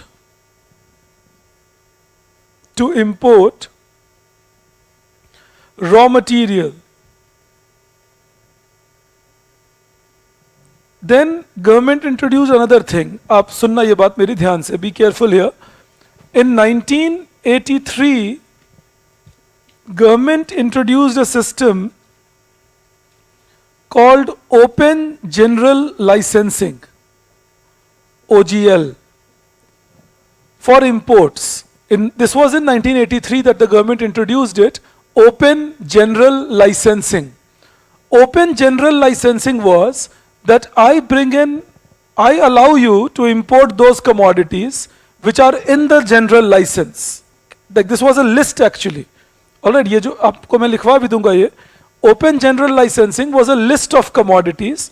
It was said that all those commodities which are in the Open General Licensing, if you have to import these commodities, then you just need the foreign exchange permission, because RBI used to have the foreign exchange, and they would give you the permission as to whether they have enough foreign exchange with which you can buy the commodity. So do you understand the last thing that I said? Because in today's world it doesn't happen. In today's world the firms are rich and RBI is rich, so people don't think that whether I will have the money from RBI to buy the commodity. अब उस समय में क्या था सोचो, मान लो आपके पास 100 रुपए है और मान लो एक मिनट के लिए $10 to a rupee है. For example, assume you have 100 rupees and it is $10 to a rupee. Say you have $10 in a sense in your hand, but you don't have $10, you have 100 rupees. Now you go to RBI and you will give them 100 rupees and they will give you $10 and you can buy an import worth $10. Makes sense to you? Now the point is, RBI used to run short of foreign exchange very often. We keep seeing that they had a BOP crisis. We have used to have foreign exchange crisis again and again. So before you were allowed to import something, you needed a permission from RBI that whether they will have enough foreign exchange with which this kind of import will be permitted. Now India had a different chain, and you know, enjoy that chain for a second. If you wanted to import something in India, the rule was, क्यों ये open general license का मतलब क्या है ये समझा रहा हूँ, that what does it mean? So the rule was, otherwise, if you are not in open general license, then the rule is, if you have to import something, you will give your presentation to Ministry of Finance that I want to import this commodity. Then, that is one. Then what you do is that Ministry of Finance will study it. If they approve it, then they will send it to Ministry of Commerce. Why? Because the Ministry of Commerce has to certify that this is actually a commodity which is brought abroad. Fair enough, they certify it. Then it will go to Ministry of Industry. Ministry of Industry will certify that this commodity is not produced in India. Hence it should be allowed to be imported. After Ministry of Industry has certified it, you will again bring it up to Ministry of Finance, which will check if you have some tax dues or something left. If you have no tax dues and all other clearances are available, then you went to RBI. Then RBI will check if they have enough foreign exchange reserves, and if they had the foreign exchange reserves, you could import. Now this used to be the rule in India, and of course, जितने जल्दी मैं ये सब बोला, उतने जल्दी ये होता नहीं था. You know, I said this all in 5 minutes or 5 seconds. It would take months, sometimes years, to let this happen. So importing was a tough deal in India. Now the government said, okay, we will remove all that tail from it. You just need an open general license. You just need a permission from RBI. If RBI has the foreign exchange to spare for you, then you are allowed to import. I hope now you can appreciate the idea of OGL better. All right. Now let's see this then. In the same thing you write, the government introduced, in the same thing, import liberalization. The government introduced a system of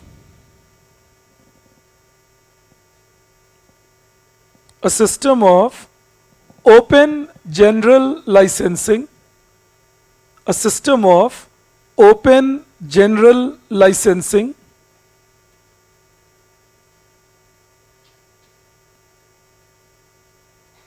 under which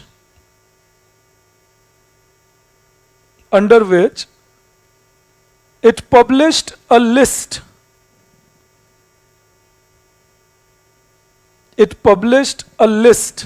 of commodities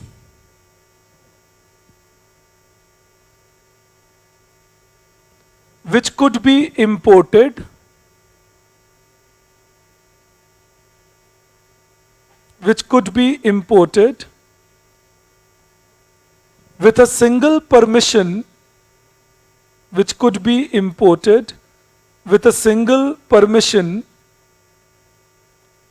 of foreign exchange clearance,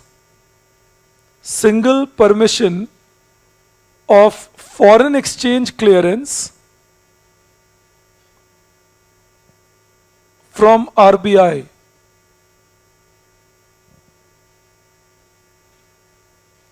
This further increased the convenience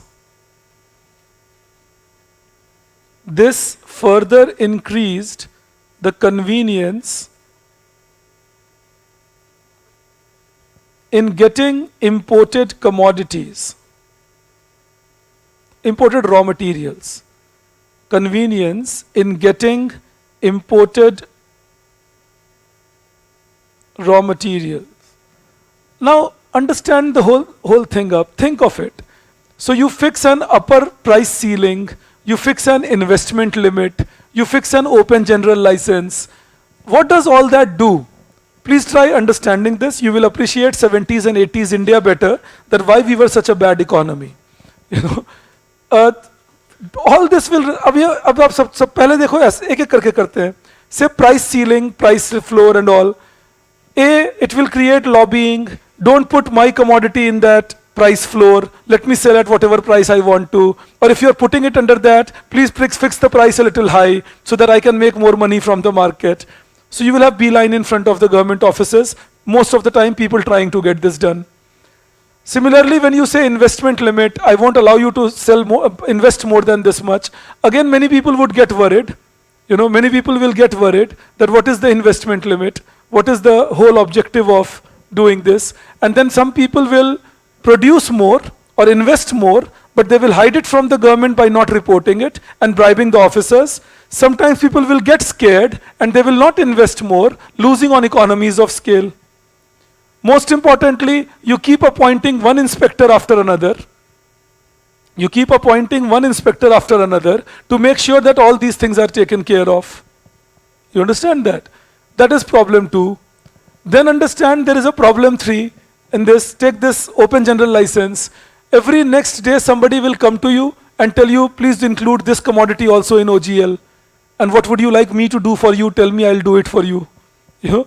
Sometimes you will matter of factly think, somebody will suggest, sir, if we bring this in OGL, it will work great. They will work it for OGL. So it became a complex thing. And again, I repeat, became very difficult for people to do some honest business in the system. And again, I repeat what I told you in the last 3-4 days, never connect honesty or dishonesty with one part or the other of the system. आप ये कभी मत सोचिए कि जो एक section में government में है वो करप्ट होंगे, जो प्राइवेट में होंगे वो करप्ट होंगे. सिस्टम करप्ट होता है. It's the system which is corrupt and the system which is honest. So every system has honest people, corrupt people. Honest people need to be incentivized and corrupt people need to be disincentivized. How do you disincentivize the corrupt people? You disincentivize the corrupt people by making sure that you are making policies which are comparatively easy to understand, which don't change on a day-to-day or a month-on-month basis, the policies which can be more liberal in nature, then those policies promote comparatively more honest efforts. If you make policies which are stringent, policies which keep one thing hanging after another, it becomes a problem. I'm trying to teach you something which I will teach you better when I'm teaching you development theory, but what I'm trying to teach you right now is there has to be a balance between what the government does and what the market is expected to do. There is role for both. Government has a very important role to play called umpiring. Market has a very important role to play called, who will tell me what? What does market do? Okay, something else. How do you find out? Okay, what does price suggest? I'm making the life easier for you. किसी चीज का price 100 rupees है, 50 rupees है, 200 rupees है. What does that price suggest? Demand supply change. That I'm making it simplified again. Scarcity or lack of it. You understand that? So markets do that for you. They find out which commodity, which service is scarce, which commodity, which service is surplus, and accordingly fix a price for that. That is why I am a big votary that people who are in the higher echelon of government, if they are in higher posts in police, higher posts in administration, higher posts in army, they should be given a much higher salary compared to what they are given right now. They are pretty talented lots, spending a lot of their time and energy in doing the work, and they deserve to be paid more because people doing the same thing at their level in a private sector get paid comparatively much more. Unless the person is self-motivated, we have some wonderfully self-motivated people in our system, thanks to them, but unless you have a person very highly self-motivated, the chances that we will lose talent from the government to a private sector then becomes high. Because it's not necessarily that everybody will choose corruption. People will say, why should I choose corruption? I don't want to be corrupt. Not everybody is corrupt. You understand that? Not even 20% people are corrupt if you take the whole system. 80% people are working pretty hard even within the government. But imagine if they are talented enough and they start getting an opportunity that I can migrate out of this system and I can get something better for myself. Well, today's India is not doing it much, but tomorrow's India just might start doing it. Because the mindsets start becoming different. So we got to be careful that we bring up a law that we put some high income for these people who are already working hard. They have a hell lot of responsibility. Imagine if you are the Home Secretary of this country. You can't sleep easy. आपको हमेशा परेशान रहना है कि कहाँ पे क्या फटेगा. Which blast, where. I know somebody, a very dear friend, he's a joint secretary in Ministry of Home. The fellow many times doesn't go home, he sleeps in the office because he's responsible for internal security. So one phone call and you are stuck up. And they do a thankless job. Everyone, whether police or people in the government, I'll tell you why I say thankless. Because now there has been no major blast in India post 2008 attack. There has been Uri, etc., but that has been in the border areas. But within the mainland India, 2008 was the last time we had an attack. But not many people are sending them thank you mails. एक email तो लिख के भेज दें, thank you sir for keeping us safe. That doesn't happen. But एक blast हो जाने दो. पुलिस से लेकर एडमिनिस्ट्रेशन से लेकर सबकी क्रिटिसिज्म कर रहे हैं हम टांग पे टांग चढ़ा के गर्म चाय प्याली हाथ पे लेकर. शर्म नहीं आती लोगों को. नहीं, उनको बहुत शर्म आती है और वो बहुत हार्ड वर्क कर रहे हैं. But remember they can not be successful every time. And even then they are successful every time. In the last 14 years, it's not that people are not trying to do it. And don't forget, what are we? We are people who have Monday markets and Tuesday markets in the capital of this country, where there is no security check possible, and people don't make any kind of effort to identify any wrong object. Now imagine that the toughness of policing that system. कि लोग खुद पे ही तैयार हैं कि हाँ, और कोई बक्सा दिख गया तो उठाएंगे भी उसको जाकर. The police is continuously warning you, the administration is continuously warning you, don't touch any object which is not identifiable, but the person is not going to listen. The fellow will go and pick it up. क्या था इसमें खोलूं? अपने साथ और लोगों का भी कच्चा चिट्टा खोल दिया. 500 लोग लेके उड़ गए. So we got to be careful. Now the people are working hard to stop this from happening, and that's the role of government. Understand that.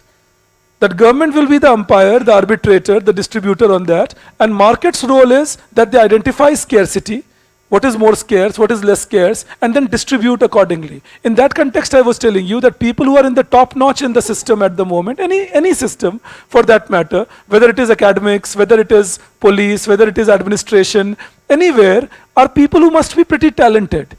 So these talented people should then get their dues. That is the only thing, that because market is identifying it, that their value is much higher. Take people like Dr. Raghuram Rajan, as again, money is not everything. Targets, CVs, there are many other things in life, and I don't deny that at all. But money does play a role when the difference becomes that Dr. Raghuram Rajan was getting 2.5 lakh rupees as RBI governor per month, and the same person gets $3.5 million as a Chicago Wilkes Booth professor. Per annum, of course. But then $3.5 million per annum is around 300,000 rupees per month. तो एक जगह 2.5 लाख रुपए मिल रहे हैं, dollar sorry, per month. एक जगह 2.5 लाख रुपए मिल रहे हैं, 2.5 lakh rupees per month living in India, $3 lakh per month. Now that's no match. So, and then in any case, we push them out if they don't agree. We tell them go and teach in US, don't be here. But point is, what I'm trying to make for you is that role of government and market, always keep it in mind. I keep pushing it in your mind.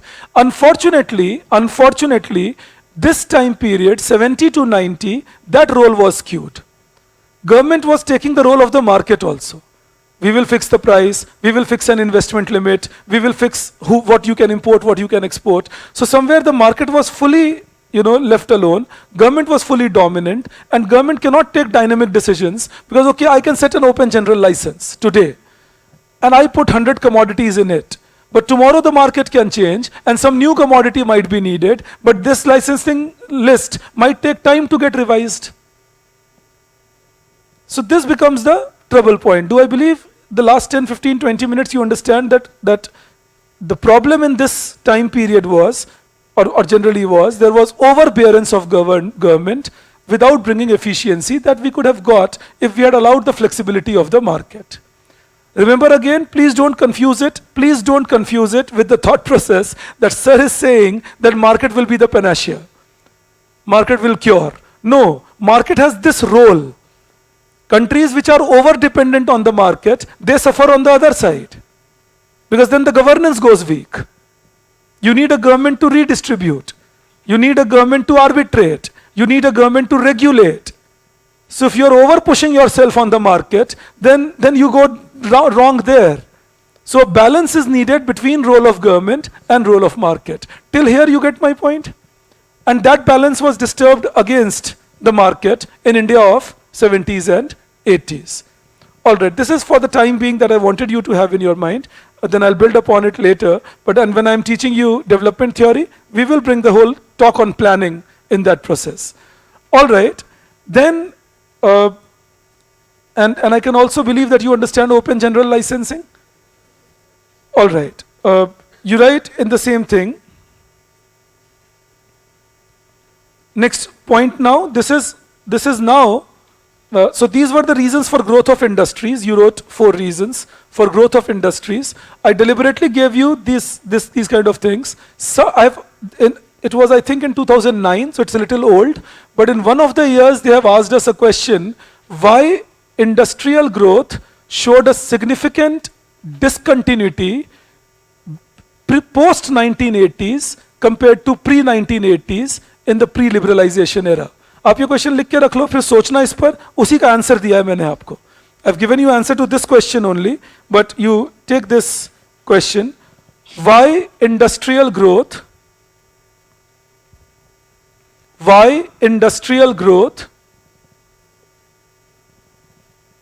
showed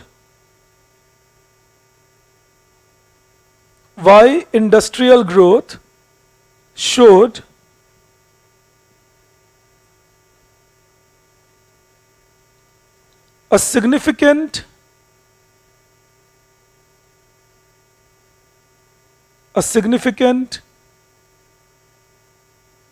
discontinuity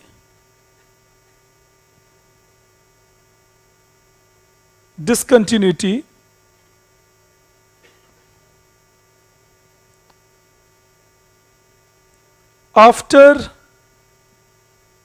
after 1980,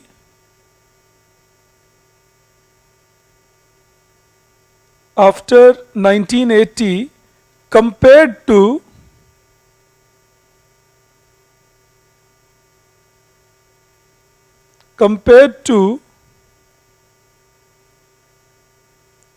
the industrial growth rate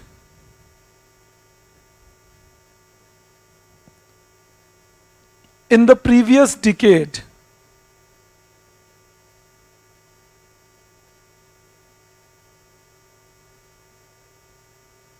comma, in the pre-liberalization era, in the pre-liberalization era. Himanshu, leave your message for me on Telegram for this. We are not discussing exchange rate, MPC statement. कहाँ जा रहे हो तुम? ये बताओ मुझे. मैं कैसी बात कर रहा हूँ, तुम कैसी बात कर रहे हो? ये मत होने दो. ये अकेलापन खा रहा है तुम्हारे मन को. Alright? ये बिल्कुल मत होने दो. No, this is what happens at times, and this can happen sitting in this crowd also. That I might be talking something, and you may believe that okay, sir is talking, let him talk. It's his business. He earns by his talking. Let me think some other better things about life. Don't do that mistake, because then you will lose concentration on what is being discussed. MPC ने कुछ भी बोला हो, forex reserves घट गए या बढ़ गए, अभी ऐसी बातें हम लोग नहीं कर रहे हैं. तो हिमांशु तुम मत सोचना ऐसी बातें, अभी तुम बस मेरी बातों पे ध्यान दे दो. I know I am talking like a perfect attention seeker, but what to do, So but please be with me.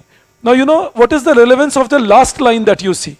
The last line in this question that you see in the pre-liberalization era. You know why?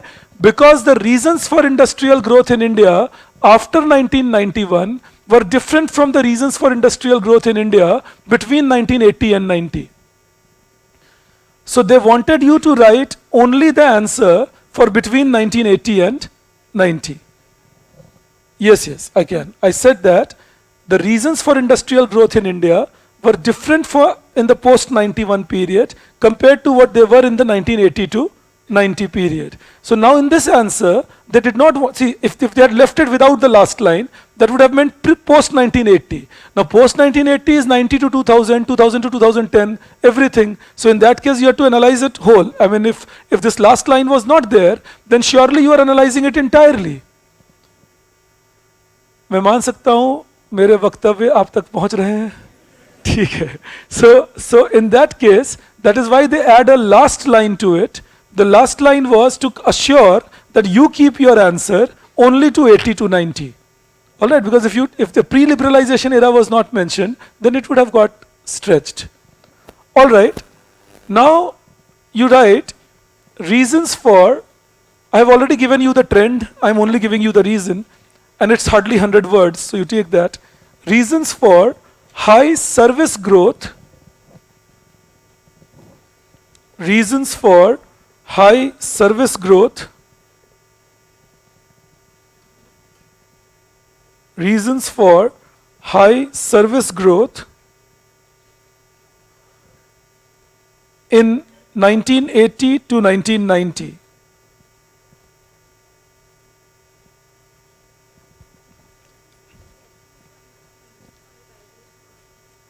Yeah.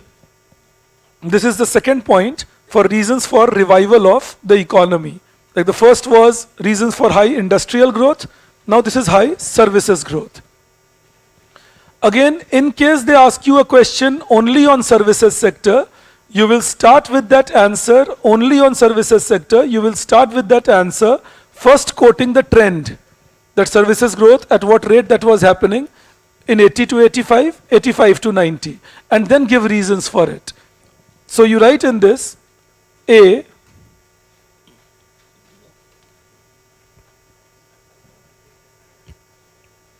अगर trend भी याद है तो चलेगा, क्या बढ़ रहा था, क्या घट रहा था. I'm answering a question that many of you can have, that do we need to put all data in it? See, the more you remember in a trend analysis, see, A, don't get scared. This is not only economics, so don't think, oh, in every answer this fellow will keep making us write as many data. Not required in every question of this, but in a question on trend, data becomes important, because the whole talk is trend. So, and we are doing the topic of trends on GDP, trends on agriculture, trends on industry. So if the question is on trend, then data is important. But just in case you don't remember the entire data, the best thing to do in that case is that you make sure that you remember the trends at least, what was rising, what was falling. Approximations will do. You don't need to remember decimals and all. Remember the approximations, that okay, around 8%, around 7%, and then attempt that. Otherwise, एक दूसरा रास्ता है कि आप मान के चलो कि ट्रेंड वाले आंसर आप अटेम्प्ट नहीं करोगे. Maximum there will be one question on that, on the trends. So otherwise you will have to make that compromise that okay, I'll attempt the trend answer only when I'm in deep trouble, that if I have nothing else to attempt at. So for that purpose what you do, remember certain trends like the basic GDP trends you keep in mind, or maybe the saving investment trend you can keep in mind. So in case a question comes with the basic trends in your mind, you will at least be able to create your answer with some truth in it. It won't look completely without any number, without any data. Because if you're writing a trend answer with no data in it, then of course you will not get marks. Because what are you analyzing then? Trend ka matlab hi hota hai the time series data that you got to put. So if there is no data in it, then you can't analyze. So all this discussion in that manner. Yes, you will be lucky if they ask you a general question, not the trend part, but if they simply tell you analyze the industrial growth, like the one I was telling you yesterday, that reasons for slow growth of GDP in India in 1966 to 80. Now in such questions, if you don't remember all the details, it's still okay.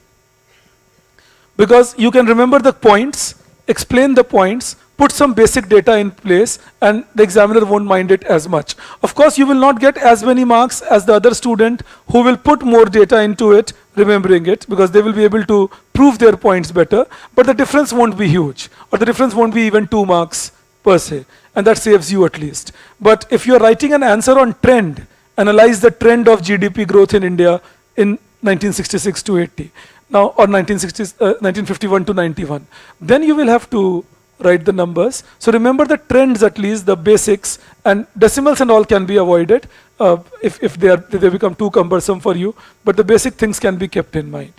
But believe me, once you see them 3 times, 4 times, they start becoming more friendly. The problem is only because this is the first time you are seeing them, and it becomes a trouble part. But gradually when you will see them again and again and again and again and again, then it starts coming in that, okay, this is how it happened. All right, let's see this then. You write in this, A, government liberalized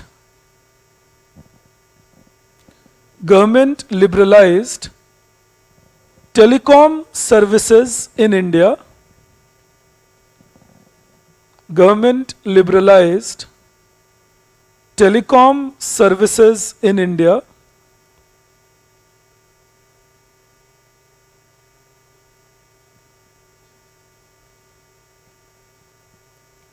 where it allowed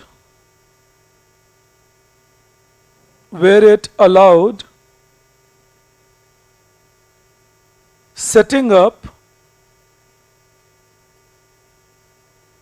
of commercial telecom centers,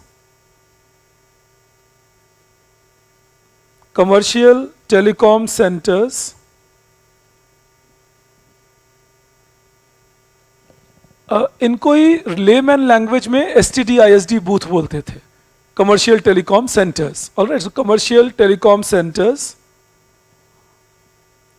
which could provide telecom services, because remember they were not only telephone service providers, they would give you fax services and all that, so which could provide telecom services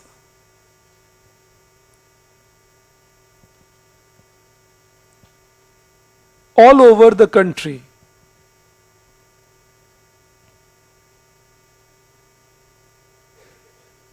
Full stop. This was introduced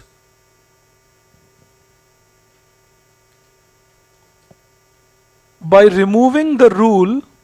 This was introduced by removing the rule that only Department of Telecom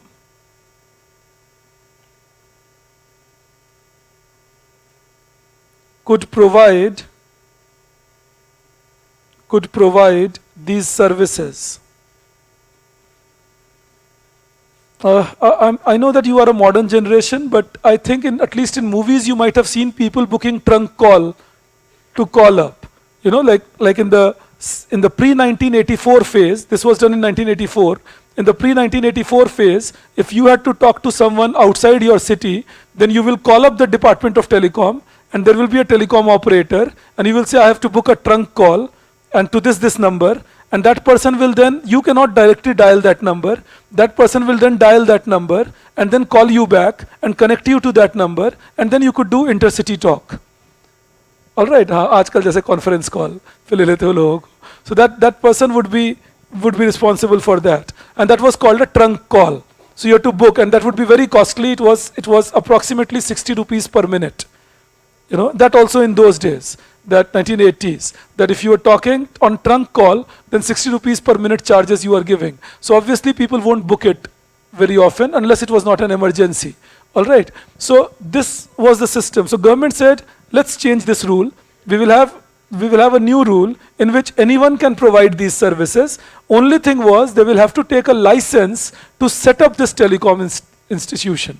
So STD, ISD booth licenses were given, and this license was given at state government level and was distributed through the local centers of the telecom department. So you would, I'm sure that many of you would remember that there used to be a proliferation of these booths all over the city, that people could stop anywhere and call up and do things. So that was to make telecom easier.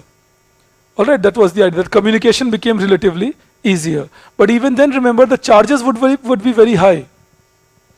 Just telling you that, since I'm discussing charges, even as late as 1997, that was the last year I was in India before I left for my PhD. So from even in 1997, the telecom charges would be 9 rupees per minute for a STD call. Say I used to call back my home at Patna, and then for Calcutta for different reasons. So 9 rupees per minute would be the charges if you called after 9 o'clock in the evening. It was like that. If you called before 9 o'clock, then it would be 18 rupees per minute between 6 o'clock and 9 o'clock in the evening. And before 6 o'clock in the evening, it would be 36 rupees per minute. So that would be the telecom charges in India for STD calls. Local calls would be 4 rupees per minute if you called a local number. So I am deliberately telling you this story to tell you that we liberalized telecom, we allowed more firms to enter, we brought the technological change, and today we have almost free telecom in India. When this liberalization was done in telecom, I remember many people who would oppose it would say it's a rich man's thing. Why are you liberalizing it? What benefits are poor deriving out of it? This government is a rich man's government. ये अदानी अंबानी की सरकार कहानी आज से थोड़ी चल रही है. ये गरीबों के देश में नॉर्मल नारेबाजी है. That you try convincing the poor that this is a rich man's government, we are for you. So you know, that used to happen even in those days. And some very responsible people in politics would be making such statements. So this is where let technology come in, let it thrive, and then we will only realize. And in case you say, sir, but then technology improved, and that is why things happened, otherwise things wouldn't have. Don't be in that confusion. The first generation mobile phone was introduced globally in 1981. In India, it was introduced only in 1996. So there was a 15 years technological gap. The second generation mobile phones were introduced globally in 1995. And in India, they were introduced in 2007, the 2G scam, etc. So there was still a 12-year technological gap. But now the third generation mobile phones were introduced globally in 2005.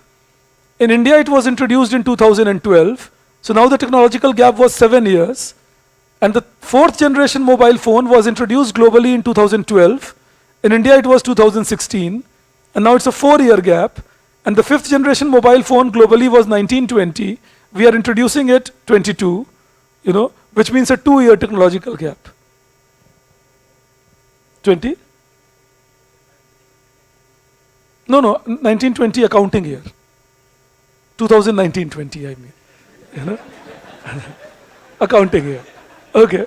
So 2019-20, you know, and 2022, we are introducing 5G. What I'm trying to teach you is, you allow innovation to happen, you allow competition to happen, and you reduce the technological gap. The world saw ATM for the first time in 1964. Indians saw ATM in 1995. So it was a 31 years gap. But India today is giving them a run for their money with many things like UPI and Rupee card and so on. So why can we do that? We can do that because we allowed things to change. So the moral of the story is, status quo keeps you in a stale water, and if you live longer in a stale water, you die of skin cancer. You know? So break the status quo. It's important. Then only the economies thrive. Dynamism is the key. So people can tell you, and of course, these things will never be brought up saying that technology and all, every time single thing invoked, poors are not gaining out of it. But poors gain with technological diffusion. I'm using a term, please keep it in mind. I used a term, technological diffusion. Technological diffusion is gradually technology going down the strata. It's not trickle down, it's technical diffusion, becoming simplified, becoming cheaper because of mass scale usage. Why is mobile telephony so cheap in India? Because of mass usage of mobile phone. Billion people using it. So if you have billion people using it, obviously the economies of scale work, the cost of production can fall, and that will result in giving cheaper services to people. Because you grow on volume rather than on value. So that is technological diffusion gradually, with the mass production coming into picture. I can believe these talks can be kept in mind, because gradually we will use them, but I'm trying to put them in your mind, that technological diffusion is directly related to mass production possibilities and mass consumption possibilities. So if you have mass consumption, then technical diffusion is quite normal. It will happen. And again I repeat, these days, unfortunately, we were not waking up to that fact. In the same point, you also write, in the telecom point, optic fiber cables were also laid down.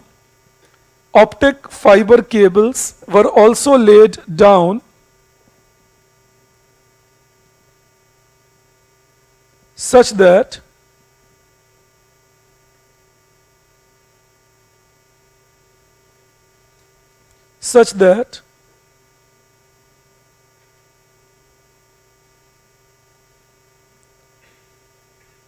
faster telecommunication facilities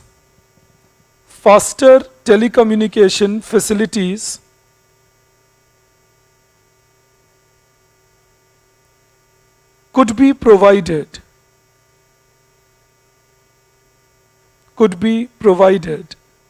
In fact, this became a very nice factor when we went ahead with our mobile telephony, because India had some optic fiber cable with itself.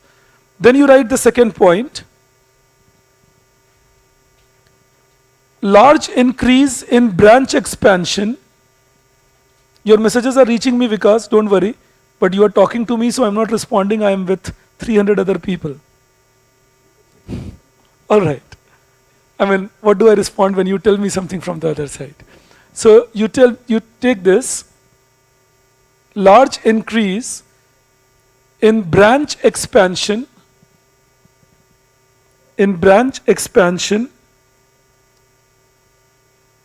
of banks completely led by, make it completely implemented by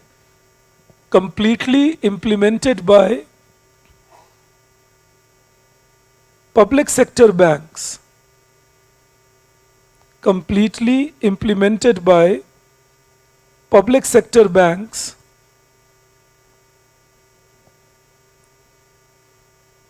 both rural and urban branches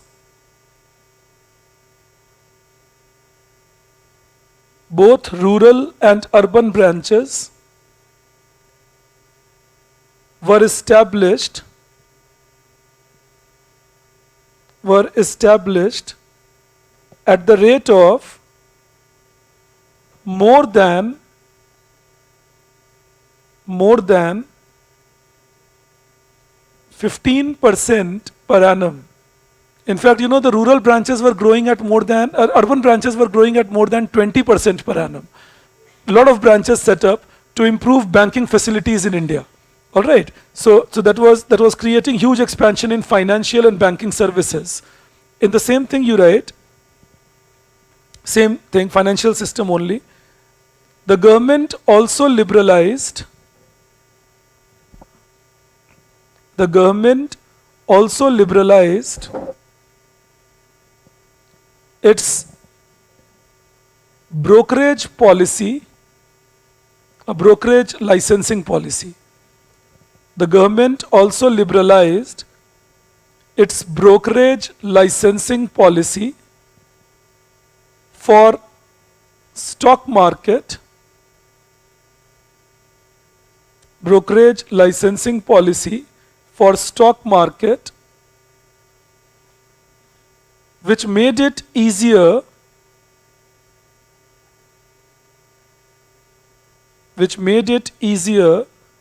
to get license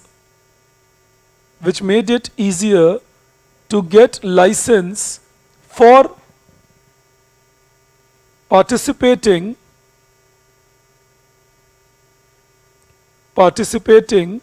in stock trading.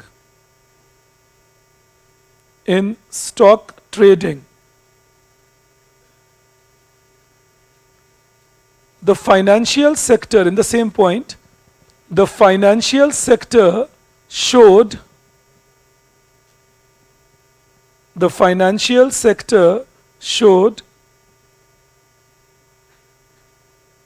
growth rate in double digits.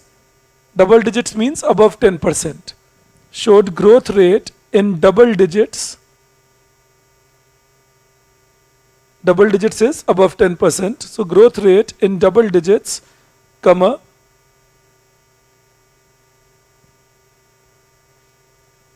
also backed by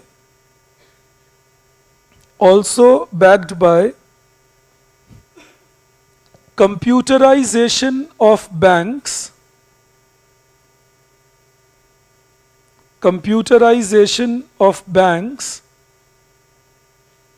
in 1989. So that was another thing that was happening, that there was computerization of banks done. And again, there is something interesting. For 28 days, there was a strike by banking staff when computerization was announced. They said it will take away our jobs and we won't let computers come to the bank. But remember again, with technical infusion, what happens is, when you bring technology into the structure, you increase capacity to earn. That results in more investments, and more investments create more jobs. All right. So job creation is not deterred by technology. It can be improved. Again, I repeat, the nature of the job can be different. If you are working in one type of field today, it can be a different field tomorrow. But keeping it in mind always that technological progress will destroy old jobs and will create new jobs. All right, that is what it will keep doing. So we need to be clear that whether we want to be trained for the new jobs or not. All right, the skills that you need to develop, and skills don't only mean your intelligence quotient. Skills also mean your behavioral quotient, your emotional quotient. How do you all respond to that? That all is important. That how do you treat that? How do you go ahead with that? So they are new jobs. Imagine 20 years back if somebody would have said that this kind of a classroom will be there and a professor would be teaching in the classroom for civil services aspirants like this, like say a large number of people, and teaching them across. It was not even thought of, because even people writing civil services did not go for coaching to that extent. So again I repeat, and what made it easier? The cameras made it easier, the mics made it easier, the acoustics made it easier. This kind of lighting itself was not possible in a room. These kind of lightings came to India after 2009. So it was not possible. This kind of air conditioning was not possible. Most importantly, electricity was not possible. We are heavily dependent on that. So understand this, that things change and they create new opportunities, destroy the older ones, and that is how the economy needs to train and retrain itself. Of course, in those days there was a lot of resistance. Today, banking employs around 3.5 times more compared to what it employed in those days. That is what we see today. That in spite of technological infusion in it, because of more bank type of works that have come up related to it. Now there was another sector that did well. So 89 it started.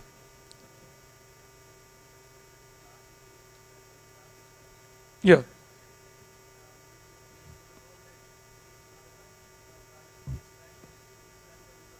There was a rule that for every 5 urban branches, you have to set one rural branch. There was a rule. And the purpose was to set up more rural. Because see again, we had not seen a jam trinity in those days. वो फोर्सी तो कोई कर नहीं सकता था, तो लगता था गांव में बैंक रखोगे तो ही तो लोग बैंकिंग हैबिट पालेंगे, यूज करेंगे. So the idea was to put rural branches so that people develop banking habits. No. This was removed in 2008 reforms. All right. Then you write, I was answering a question that bank branches, rural is to urban, is there a ratio?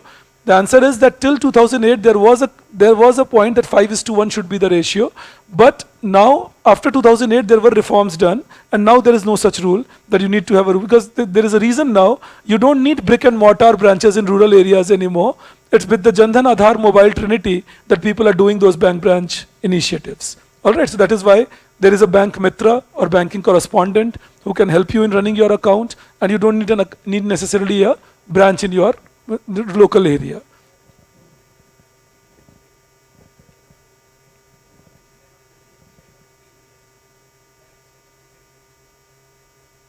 Possible?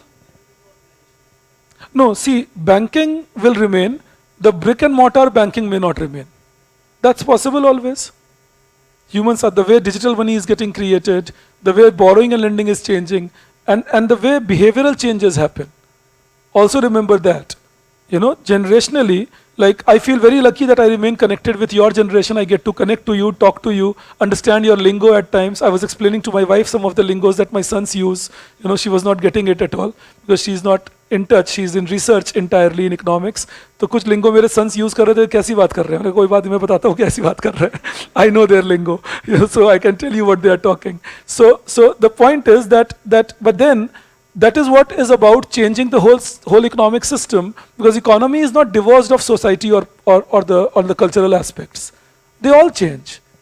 That is the point. And that is why it is important that economies are prepared for change, humans are prepared for change.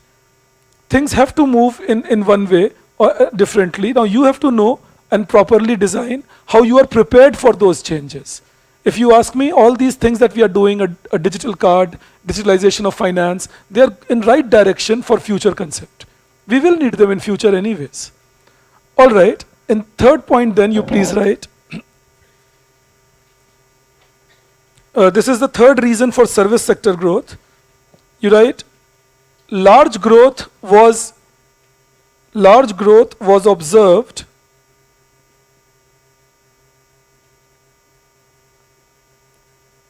in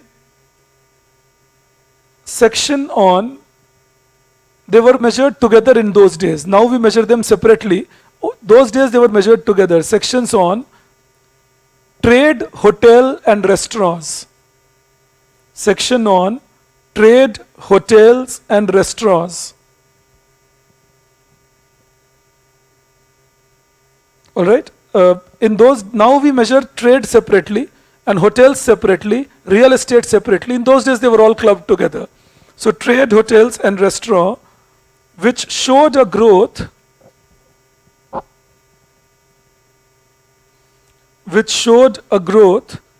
of more than,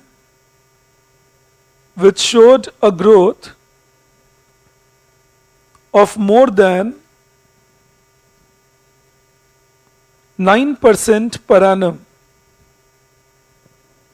This is attributed to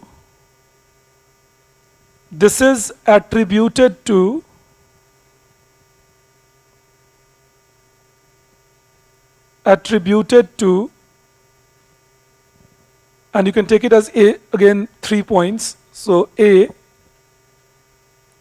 large growth in external trade,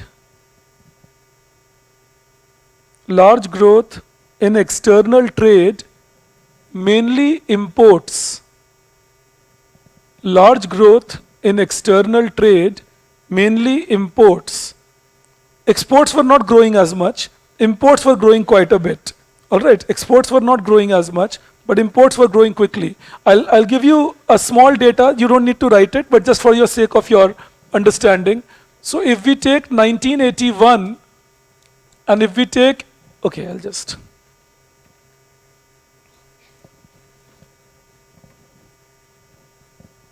So if we take 1981 and 1991, and if we take export, now in 1981, exports were $3 billion,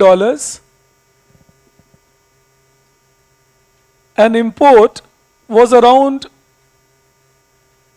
$5 billion. This was export and import in 1981. And I'm removing the decimals from here.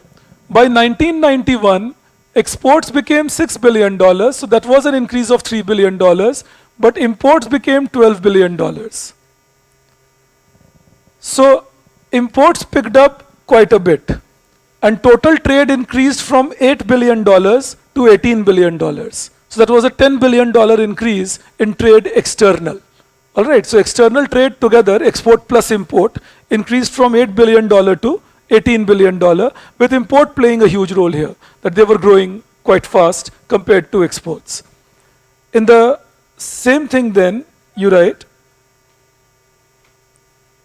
second reason for growth of trade, hotels and restaurants, you write, the government liberalized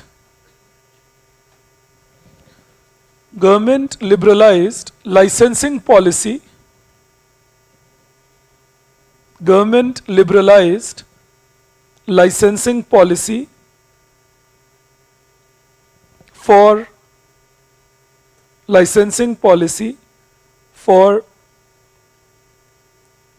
hotels and services provided in it. In fact, many states now allowed the hotels to serve liquor, alcohol. All right. Otherwise, the states didn't allow, the state excise department would not allow the hotels to serve alcohol within the hotel premises. 1981, this rule was changed almost in 80% of the states in India, and by 1987, all states had made this rule that now hotels could serve liquor. And that again meant that a lot of occupancy started rising, and the revenue for the hotels started rising, and that reflected in the hotels and restaurants growth. All right. So you write, could you tell me the last line you wrote? Licensing policy? Yeah, provided in it, full stop. It also permitted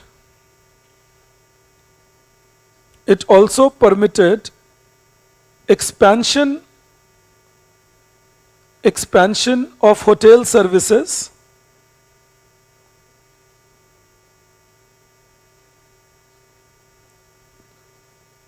by a single license. So, in earlier days, if you had a hotel and you wanted to set up another hotel in another city, you had to apply for a fresh license. Now the government simplified it. It said you have a hotel, you have a license, you use the license to open it up in another city. Rest of the clearances you can take in there, like say the electricity clearance or the water clearance or state government clearance, all that you can take, but you don't have to apply for a fresh license. Now that was a big reprieve for many hotel majors, especially the bigger ones like Tata Group, Taj and all. And they started setting up a lot of chains all over India in that case. Now you write the fourth reason for service sector growth.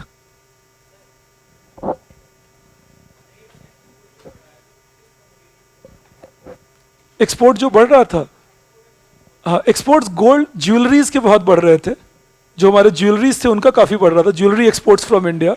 और दूसरा export जो India से बढ़ रहा था वो engineering goods के थे, कुछ पर्टिकुलर कमोडिटीज जैसे कि ट्रांजिस्टर्स एंड ऑल, जो हम अफ्रीकन कंट्रीज को बेच रहे थे. तो ये कुछ एक्सपोर्ट्स बढ़ रहे थे. इंपोर्ट्स मेनली क्रूड ऑयल के बढ़ रहा था और उसके अलावा रॉ मटेरियल्स का बढ़ रहा था. नहीं, उस वक्त तो नहीं कर रहे थे. 1986 के बाद हमने रिफाइंड ऑयल बनाना ही शुरू किया ठीक से, और 1991 में जाके खुद ही अपने देश को जितनी जरूरत थी उतनी बनाई, और 97 से सरप्लस प्रोड्यूस करना शुरू किया, और 99 से वो सरप्लस फिर खत्म हो गया. रिफाइंड ऑयल बाहर से लाते थे. इंपोर्ट बिल अराउंड $8 बिलियन का था इन 2001. तो बहुत दिनों से ये बाहर से आता है. In fact yellow revolution, I am answering a question about India's refined oil thing. India's yellow revolution was based on the high import pressure that oil seeds and refined oil imports were putting on India. That is why we went for yellow revolution. वो technological mission on oil बनाने का purpose ही यही था 86 में. Yeah? All right, let's see this then. You write the fourth point. You write very high growth. This is the fourth point for services growth. Very high growth in public administration. Very high growth in public administration,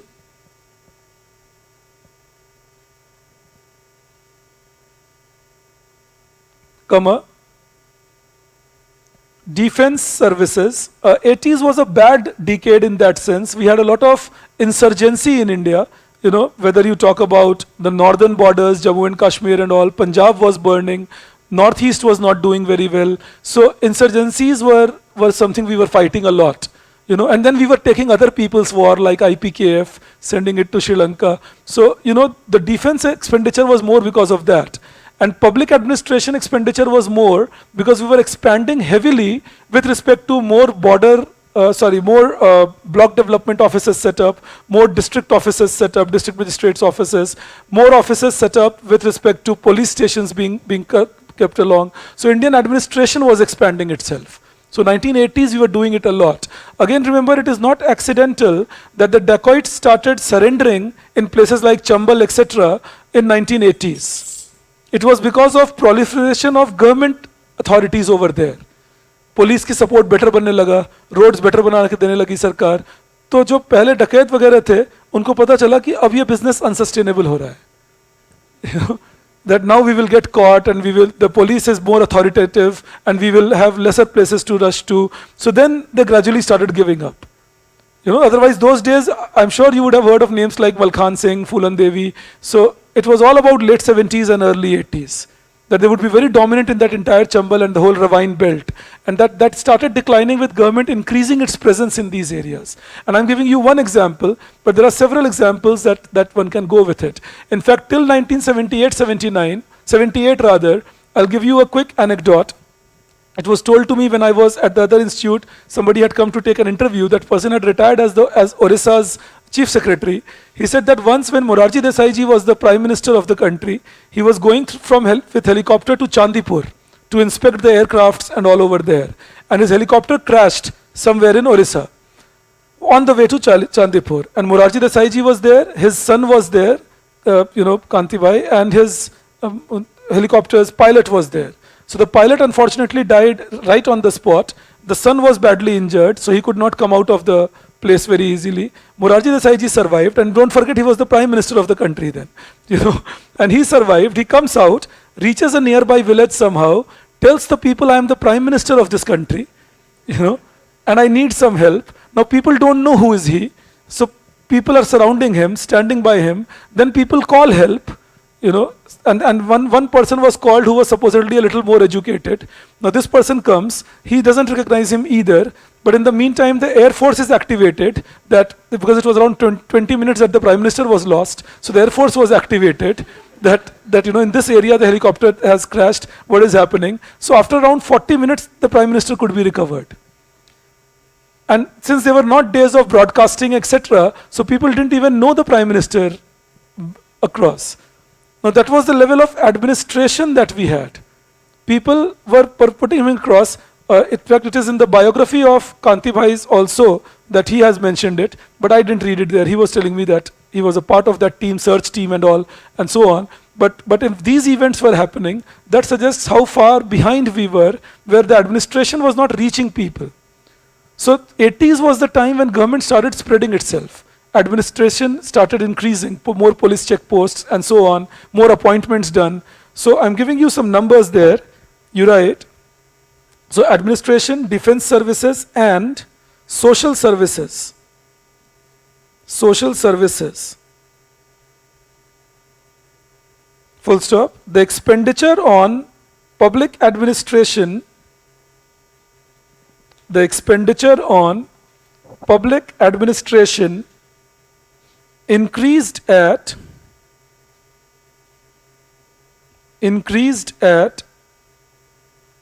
21% per annum, while, and this was for the whole decade, for 10 years the rate was 21% per annum, while expenditure on poverty alleviation, expenditure on poverty alleviation increased at 15% per annum.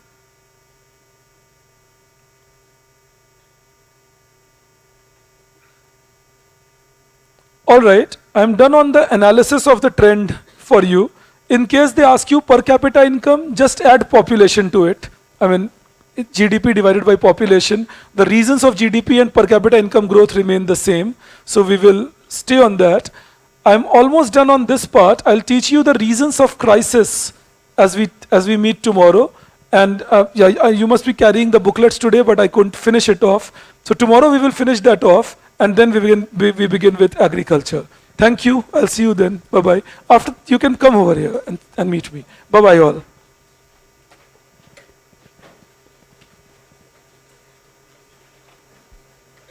The quality of commodities were not good. That is why exports were not growing in that time period.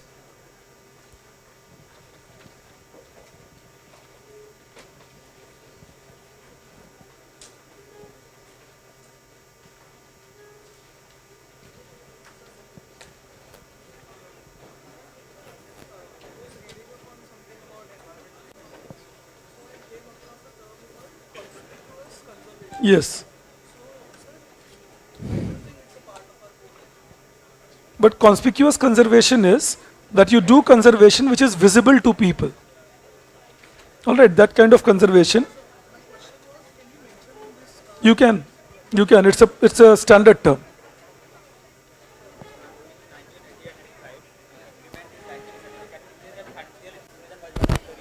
Yes.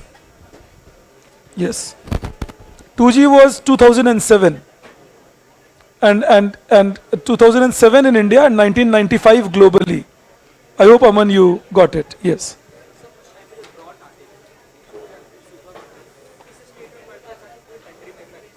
नहीं, सूखा ऐसे पड़ता था कि जो main production states हैं, अगर जैसे पंजाब हो गया, उत्तर प्रदेश हो गया, हरियाणा हो गया, अगर इनमें सूखा है तो पूरे देश को परेशानी होगी. ठीक है.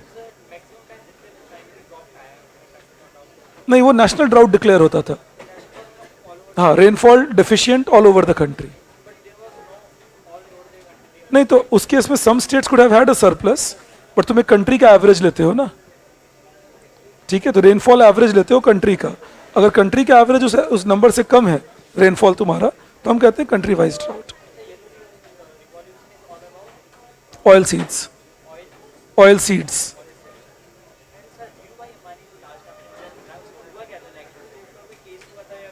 नहीं, उन पे एक कमेटी बैठी थी, करीब 6 महीने चला, उन पे 67 लाख रुपए का फाइन लगा फिर. हाँ, you can easily. No, you can just write 3%. It's okay. It's doable. Yes.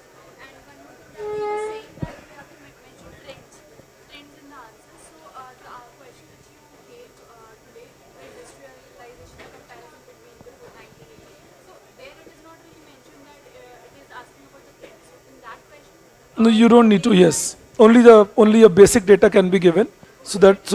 Not a compulsion thing. Yes. मैं बस एक सेकंड लूंगा बस. Technological diffusion is technology going to all the peoples in the economy.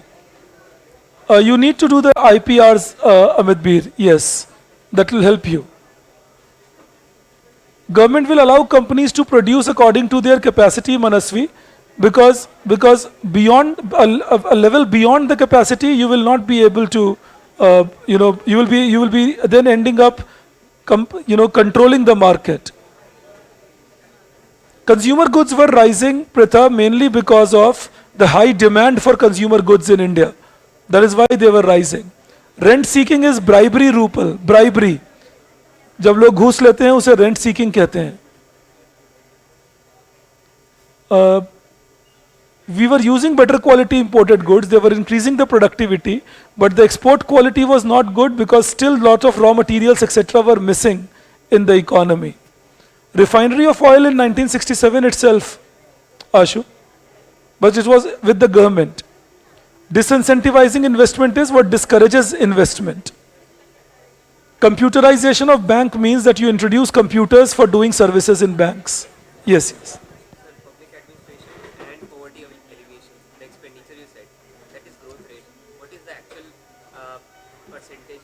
No, 21% growth rate of public administration, 15% growth rate of poverty alleviation, and overall government expenditure was around 22% of GDP.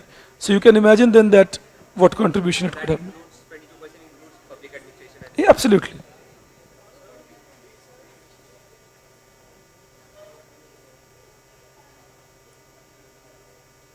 Yes, correct, Vikas, you are right. Credit to GDP is how much loan you are giving in the economy as a ratio of GDP.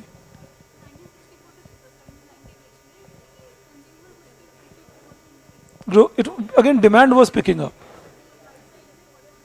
The supply side problem was that infrastructure was not there. Enough capacity of storage was not there. The supply chain linkages were not there. Yes, yes. As I said, income was rising, population was high now, so demand will pick up consumer goods. ये ना 70 to 80 उसे comparison करना. Mainly बोल रहे हैं कि 80 to 90 में high growth क्यों था. हाँ, बस वो रीजंस लिखने. पिछले साल किसी से तो कंपैरिजन करके बताओगे ना. हाई और लो तो किसी के कंपैरिजन में होगा ना.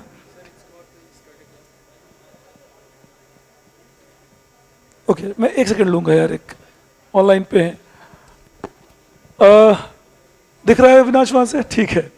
Rent seeking goes like this.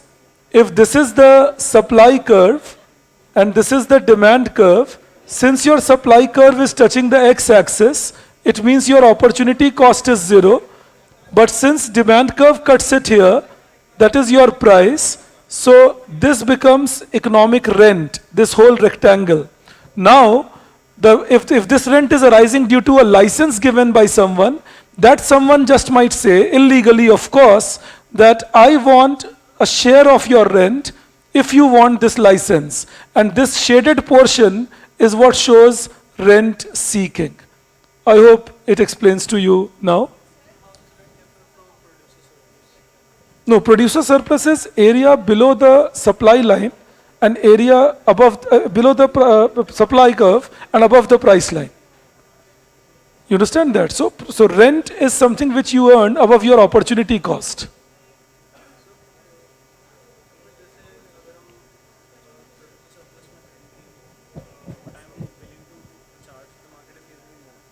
But your opportunity cost can be higher or lesser than what you are willing to charge. अगर परफेक्ट कंपटीशन का मार्केट ना हो तो जरूरी नहीं. हाँ, ठीक है.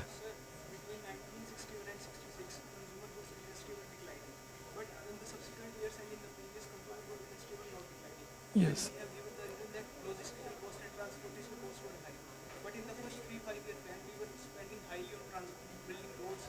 No, I'll tell you what happened. 61 to 66 with war and all, there was much more disturbance because there had to be more resources put for other commodities. You understand that? So there was no resource for consumer goods. See that?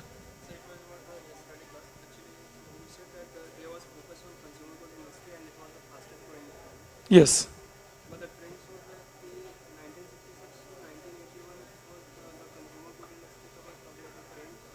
वो बढ़ रहा था क्योंकि demand बढ़ रहा था उसके लिए. One of the lower growing sectors because government का ध्यान नहीं था उन पे. वो सरकार बढ़ा रही थी. Government was spending a lot. ठीक है, मैं एक second. I will teach you MRTP separately, Aman. That will help you. No, L.K. Jha was suggesting in 1977 for taxation reforms. He was suggesting with respect to industrial sector reforms. That is what he was doing in 1977. No, we take it as vertical, suggesting that let the opportunity cost be zero. क्यों? Land जैसी चीजों का opportunity cost zero ही तो होता है. But that is the point, that except for what land is meant for, agriculture, housing, etc., you can't change its usage for anything else. It's unlike other raw materials and other inputs which can have multiple uses. Think land has a land use. It doesn't matter supply curve and area above the supply curve in that case.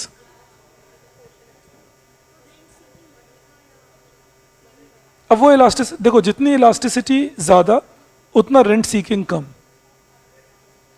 Elasticity of supply जितनी ज्यादा होगी उतना rent seeking कम होगा, क्योंकि उतना ज्यादा producer की adaptability ज्यादा है. ठीक है, तो दैट मीन्स मतलब ब्राइब में जाएगा. वो गवर्नमेंट को नहीं मिल रहा, चोरी हो रही है. और जो शेडेड एरिया है ना, वो कोई उससे ब्राइब मांग रहा है, क्योंकि लैंड पे नहीं है ना ये. अच्छा, मैं तुम्हें बताता हूँ ऐसे कैसे मांगते हैं हमारे यहाँ. अब जैसे तुम जब जाते हो अपना मकान रजिस्टर कराने को, तो पूछना पापा मम्मी से, बताएंगे तुम्हें.